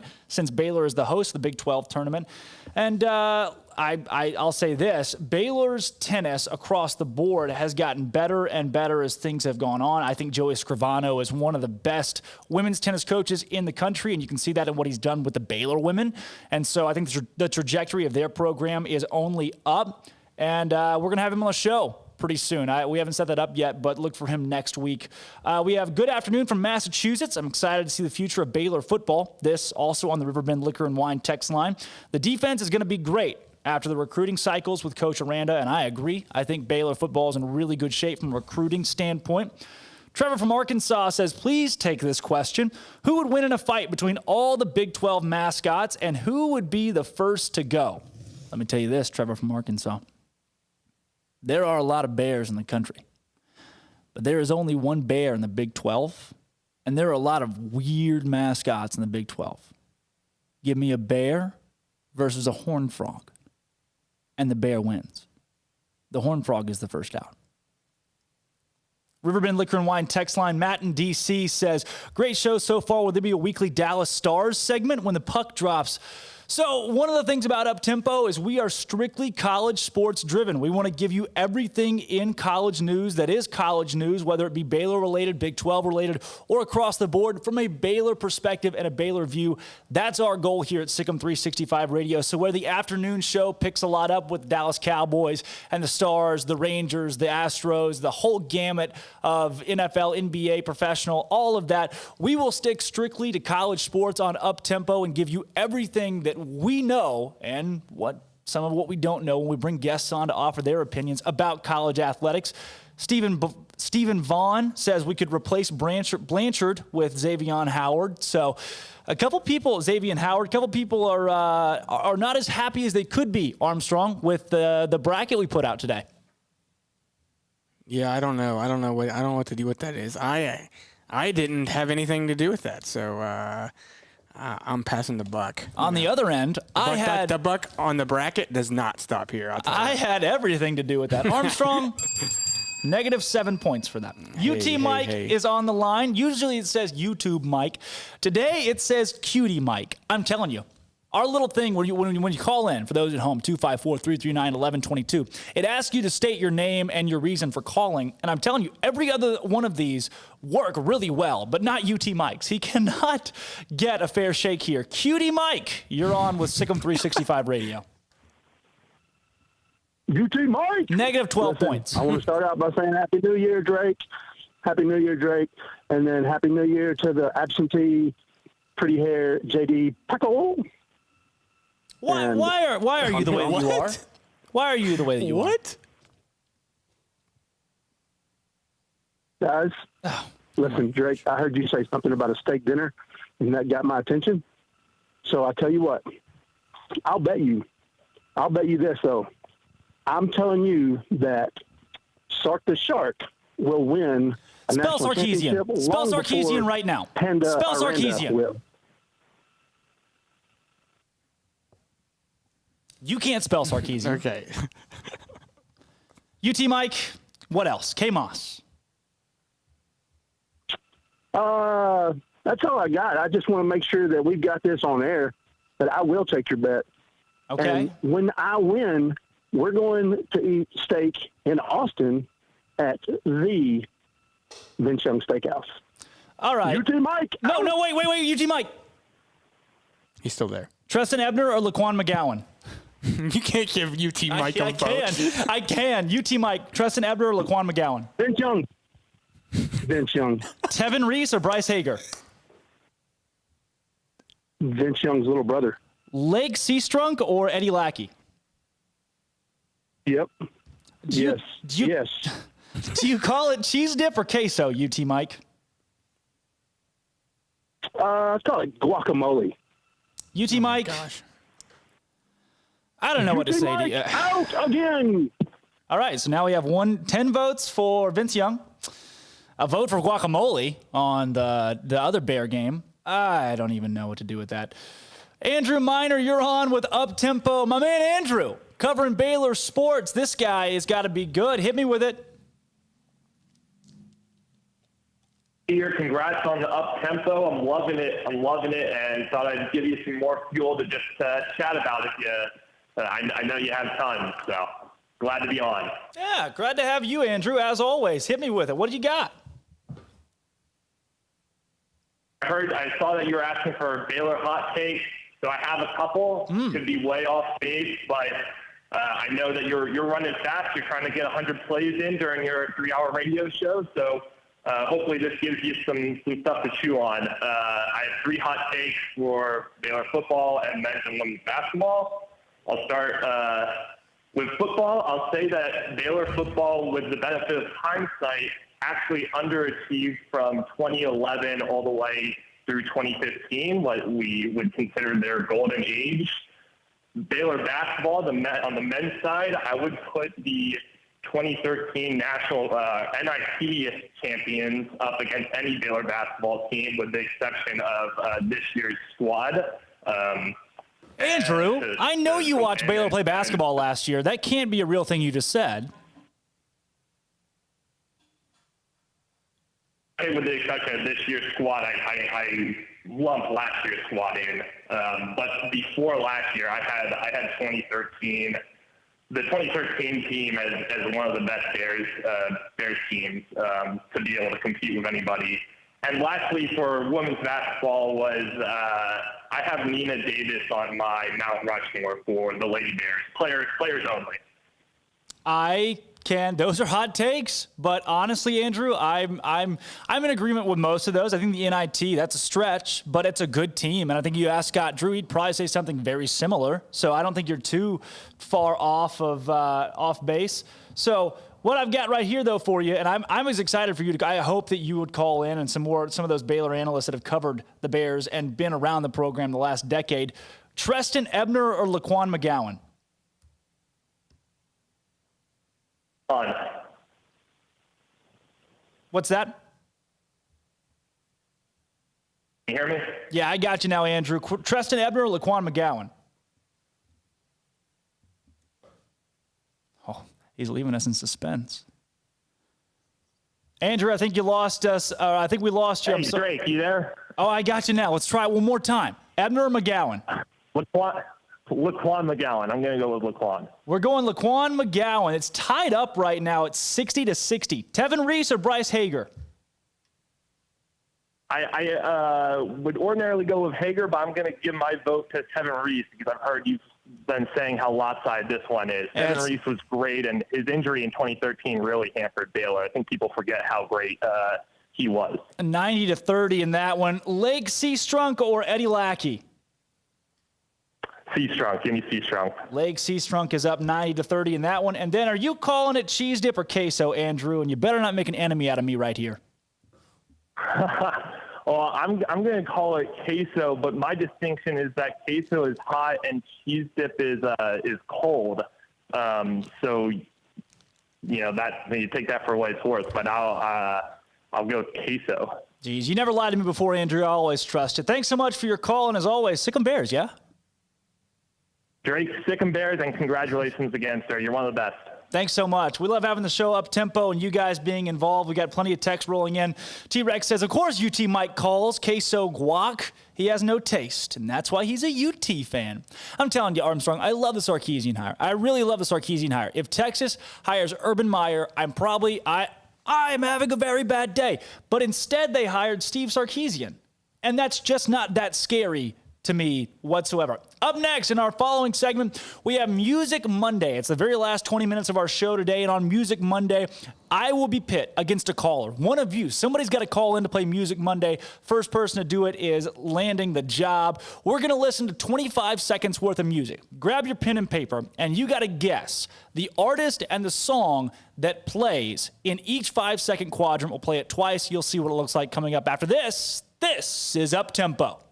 When it comes to hauling the family and hauling cargo, see Alan Samuels. Get the king of minivans, the award-winning Chrysler Pacifica, or America's lowest price third-row crossover, Dodge Journey. During the Big Finish event, get 0%, no payments for 90 days, and employee pricing for all on Pacifica. It's minivan first class. And get employee pricing for all on new 2020 Dodge Journeys. Happy holidays from your friend in the car business, Alan Samuels.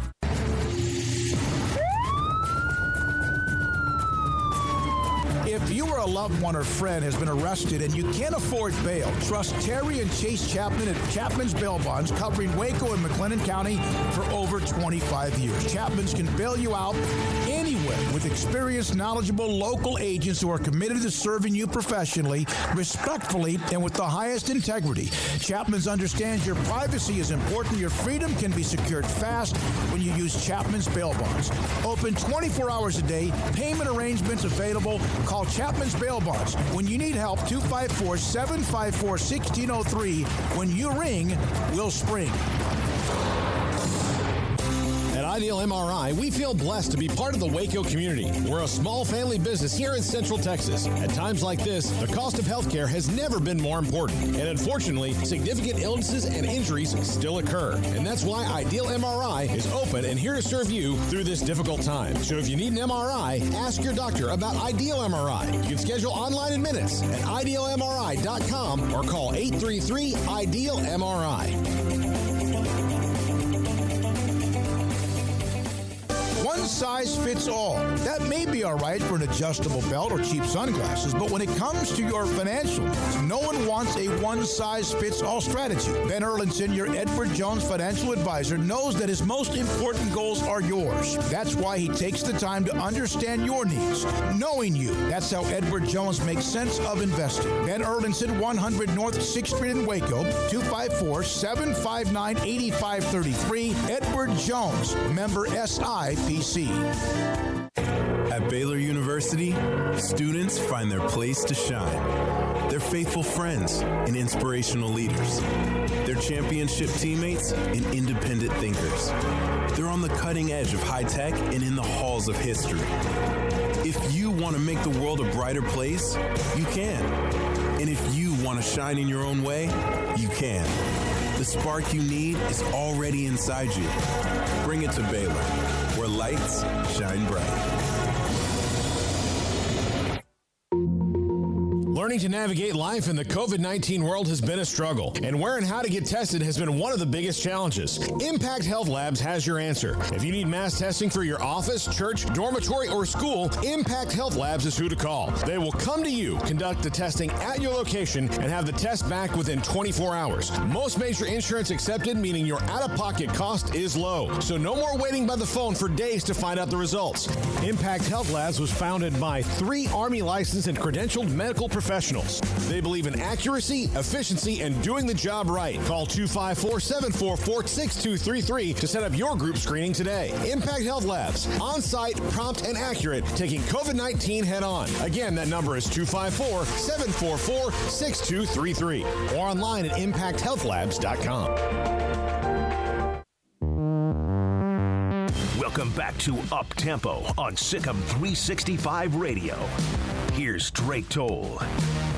And we're bringing it back into the Petty Clinic Low T Bear Den, Impact Health Labs caller line, and the Riverbend Liquor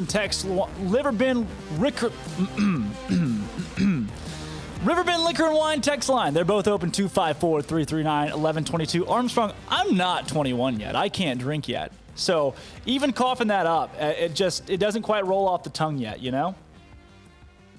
I know. I don't know what I'm supposed to say to that. Oh, I love it. I was having a ball seeing you mess that up so badly. It is. It's time for Music Monday almost. We're gonna give away free stuff on this show. You like the sound of that, Armstrong? I like the sound of that. I like the sound of that. We got some free stuff to give away on Up Tempo. We'll grab a caller to play Music Monday. Call in 254-339-1122. Say you want to play the game, and if you can beat me, you will receive a free $99. That is $0. SicEm365 t-shirt or SicEm365 Radio t-shirt. We haven't decided yet. Currently in the process of getting some up-tempo merchandise. I'm a big merchandise guy. In today's show, we've already seen Colt Barber, Jake Olson, Jerem Jordan all talking about either the hire of Steve Sarkisian or the hire of Jeff Grimes. It's been brought to my attention that I said Brett Grimes earlier. You did. That is I chose not to say anything. That's the secret brother of Jeff Grimes. I wasn't supposed to release that on the air, but it happened. It happened. Let's play a couple games here, Armstrong. We have celebrity birthdays. Come on with it. Don Shula's birthday today. That's a sport-related name, no? Don Shula. Happy birthday, Don. Armstrong, how old is he? I cheated on this one because you told me earlier. Is he dead? No. He's not dead? No, Don Shula's 90, Armstrong. Oh, he's 90. Well, that's close enough. Yeah, John. I thought you said he was dead. Oh, yeah. No. Whoa. Don Shula is dead. I did. I dropped the ball on that one. I told you earlier that he was. I just we had to make that interesting. I had to give you a mini heart attack there for a second because you thought you were going to walk right into that one. Oh, yeah. Coco Jones, the popular Disney Channel actress, it's her birthday today, Armstrong. How old is she? Disney Channel is a clue there. I'm going to go 38. She's 22. Why? I guess it's fair. That's a fair guess. Negative 17 points for Armstrong. Yeah. Labyrinth, Beneath Your Beautiful. You ever heard that one? Or Express Yourself by Labyrinth, the singer? No, I've never heard that. He's English. Never heard of this Go guy. Listen to those. You're kidding me. You're kidding me. I have never heard of this guy. Beneath Your Beautiful? That is one of the most poetic and it's an immaculate song. How old is he today? Labyrinth. I'm going to go 38 again. You can't guess the same age every time. Okay, well, he's 38. He's 31. Dang it. Chris Bryant's birthday today. Chris Bryant plays third base for the Chicago Cubs. How old is he?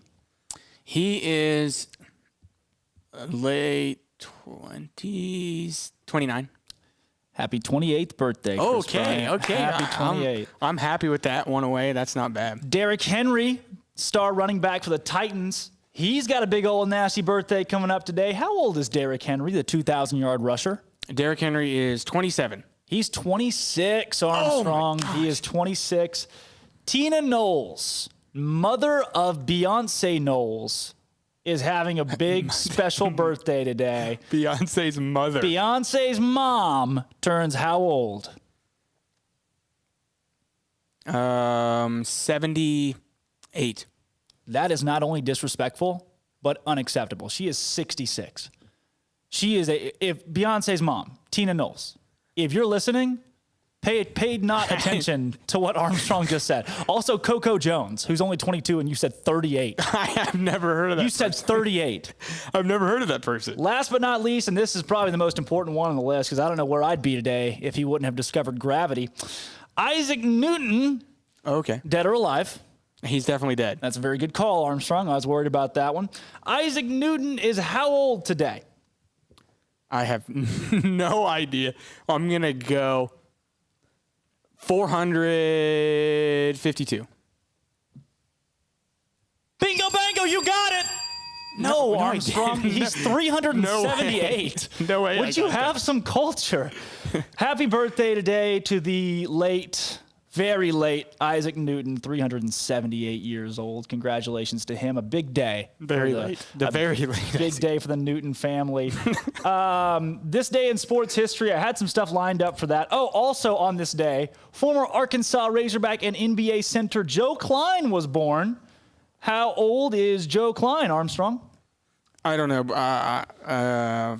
57. He's 58. You know, he was a starting center. That was good. That was actually really good. Yeah, that was good. He was the starting center on the Bulls team that won the title in like 98, actually. That documentary, he was a big part of that documentary.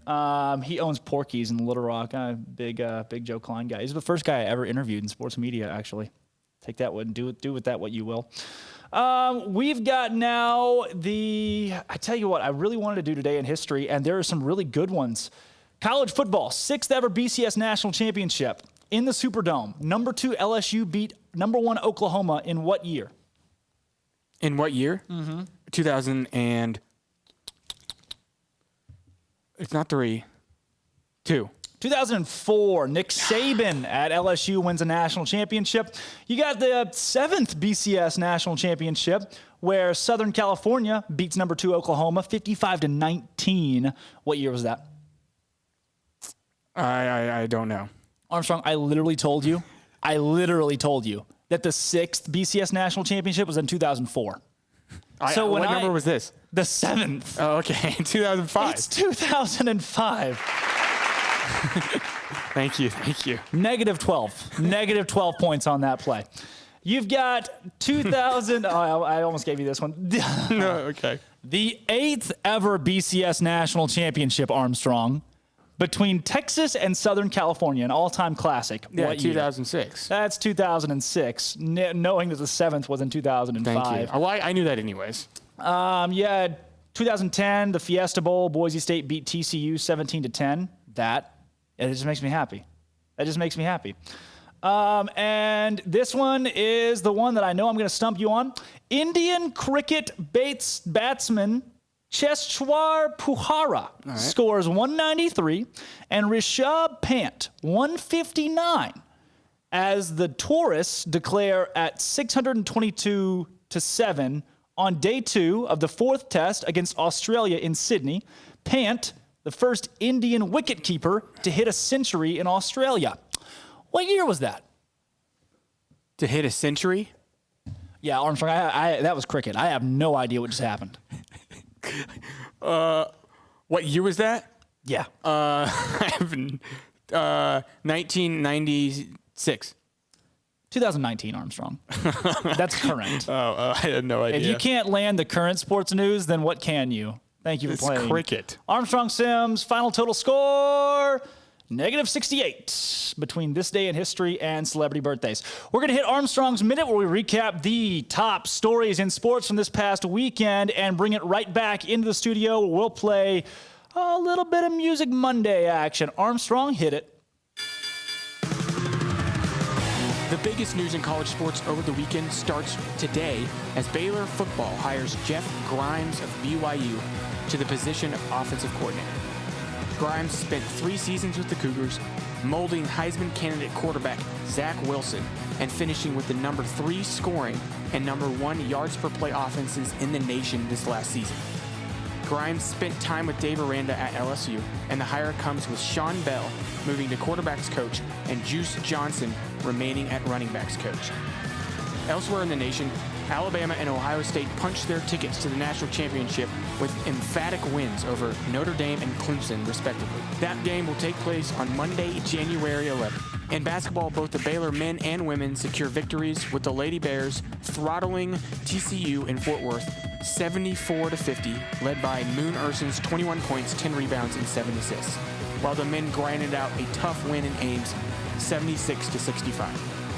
Around the conference, number 8 Texas blows out number 3 Kansas 84-59 at Allen Fieldhouse. Unranked Oklahoma topped 9th ranked West Virginia 75-71 in Norman, and unranked Oklahoma State beat 13th Texas Tech by 5 on the road. I'm Armstrong Sims, and that's all the news that is news in college sports. This has been Armstrong's Minute. And we bring it on back for the very final segment of the first ever edition of Up Tempo. We have the Impact Health Labs caller line, the Riverbend Liquor and Wine text line open at 254-339-1122 as we hop off here. We didn't get to some of our stuff today, Armstrong. We had the Bears and Bust from this past weekend. We'll save that for tomorrow. I'll give you guys a hint. My Bears of the weekend. Now, these can be anybody in all of college sports. My bears of the weekend are Baylor men's basketball, Dave Aranda, and a tie for third place between Colt Barber and Justin Fields. Colt Barber, it's just comparable. Tie between Colt Barber and Justin Fields. Yeah, those are my bears and busts in the weekend. We'll break those down tomorrow. We'll talk about why Dan Mullen may be the worst human being that coaches a college football team from just a not being very nice standpoint, and how Mike Leach, just whatever that was this weekend, and how Dabo Swinney, if you're going to talk the talk, you got to walk the walk, my friend.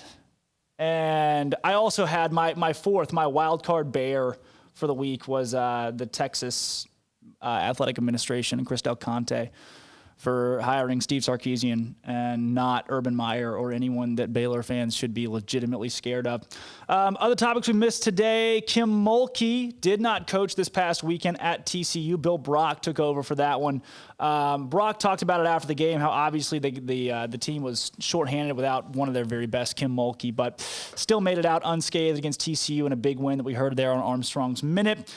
Coming up tomorrow, Steve Rodriguez, Glenn Moore, Brett Ciancia, who is a Pick Six Previews facilitator and also a Heisman voter. We will also play Dead or Alive, This Day in Sports History, and Celebrity Birthdays tomorrow as well.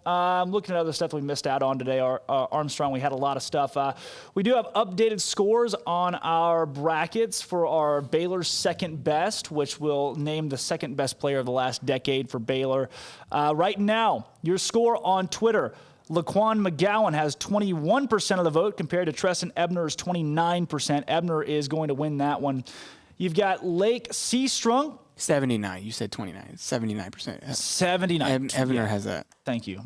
Look, hey, correct me at any point in time because I did say Brett Grimes earlier today? You did. We've got Lake Seastrung. He's got 72% of the vote compared to Eddie Lackey's 28%. Combine that with the caller votes today. And a big win for Lake Seastrung. Not surprised there. Not surprised.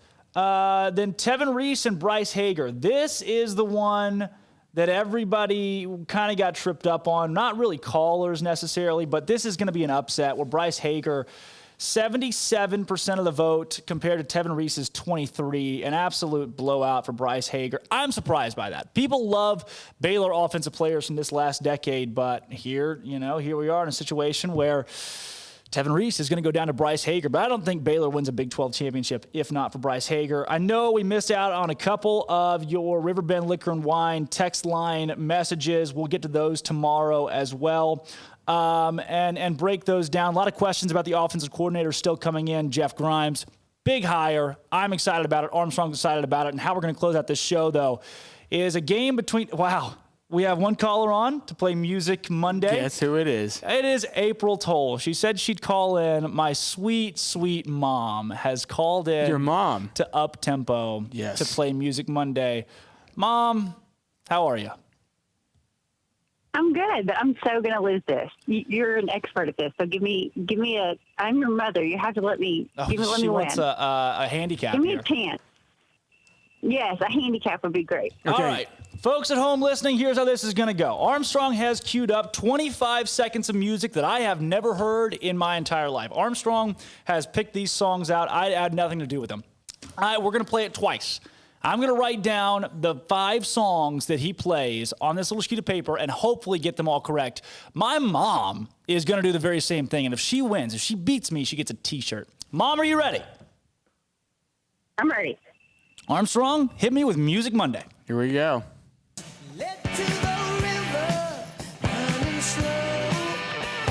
And I dream of the things I'll do with a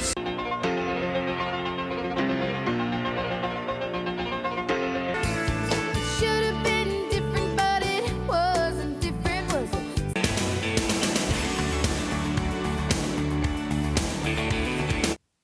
And there it is. Armstrong, that was terribly hard. You did not tell me you were going to make Music Monday physically impossible on the first Monday we ever played it. I didn't know how hard to make it or easy to make it. I didn't know.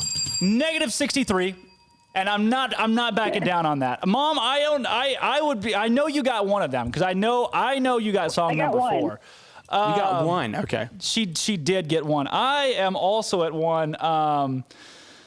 Armstrong, let's play it one more time. Let's hear it again. Let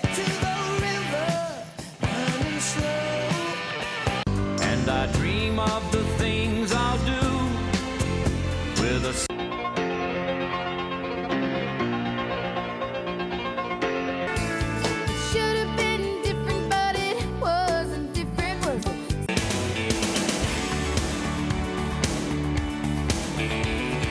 Okay, I felt like I put in 2 softballs, 2 medium ones, and 1 very hard one. Is the fourth one the hard one?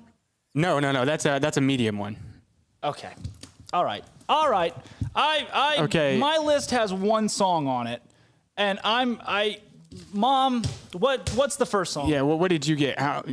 Give us the name of the song. I have no idea. The only one I know is the Dixie Chicks. The others I have no. I knew the second one, but I can't think of the third one. I knew the third one, but I can't think of the. It's familiar, but I can't tell you. I know, Mom. Okay, the fourth one is the Dixie Chicks, but do you know the song? Is it Wide Open Spaces? Yes, it's There's Your Trouble. It is There's Your Trouble. It's There's Your Trouble by the Dixie Chicks. You want me to go through? There's Your Trouble. I should know this. There's Your Trouble. I brought you up on Dixie Chicks. Wow. Dang it. Yes. Hey, did you get any more? No, Foreigner. Is the first one sung by Foreigner? No. Drake, did you get any more? No, you killed me. Okay, so today. you, how many points? You got the name. I got 2 points. So you got 2 points. My mom got 1 point. Okay, you want me to go through them? Yeah. Okay, the first one was Stone in Love by Journey. Okay. I felt like the voice gives away Journey. It's true. At least. The second one was Rhinestone Cowboy by Glenn Campbell. Good, yeah. I thought that was a softball, in my opinion. But the third one was Baba O'Reilly by The Who. Which is a very, very popular song. The fourth one was Dixie Chicks, There's Your Trouble. What was the fifth one? There's Your Trouble, Dixie Chicks. The fifth one was the very hard one. It's When a Man's in Love by Rod Stewart. Wow. We need some music masters to call in the show. Mom, cheese dip or queso? Yeah. Cheese dip. Cheese dip it is. Mom, thanks so much for your call. I'm Drake Toll. That's Armstrong Sims. Day 1 out of the way. Let's do day 2 tomorrow. We got a loaded list of guests for tomorrow's show. So excited to be with you again with Drake Toll, typically JD Piquel, Armstrong Sims. This has been Up Tempo.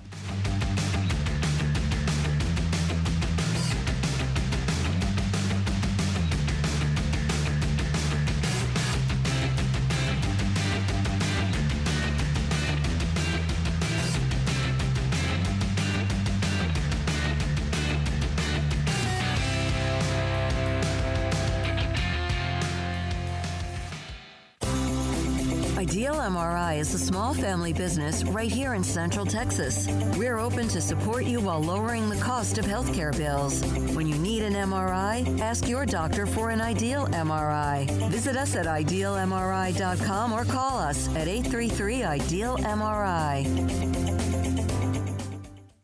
Boozers is the wedding ring store and more. If you're ready to get engaged or already married and want to upgrade your wife's ring for a special anniversary, Boozers is the place to go. With the largest selection of premier quality diamond engagement rings and wedding rings in Central Texas. They have 7 cases with over 300 styles of rings from top designers like Natalie Kay. Choose from yellow, white, or rose gold, plus beautiful top quality loose diamonds. With an in-house jeweler, they can also custom make anything you want. Bring in a picture or drawing and let Boozers create your one-of-a-kind pendant or ring. They can even use some of your old gold and diamond jewelry to create something new.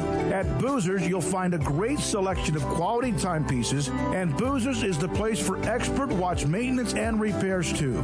They specialize in expert Rolex watch repair for fine jewelry, watches, custom work, and more. Go to Boozers on Valley Mills and Lake Air Drive in Waco. Boozers, the wedding ring store. One size fits all. That may be all right for an adjustable belt or cheap sunglasses, but when it comes to your financial needs, no one wants a one-size-fits-all strategy. Cam Heathcott, your Edward Jones financial advisor, knows that his most important goals are yours. That's why he takes the time to understand your needs, knowing you. That's how Edward Jones makes sense of investing. Cam Heathcott, covering Conroe and Houston, 936-756-7717 or cam.heathcott@edwardjones.com. Edward Jones, member SIPC.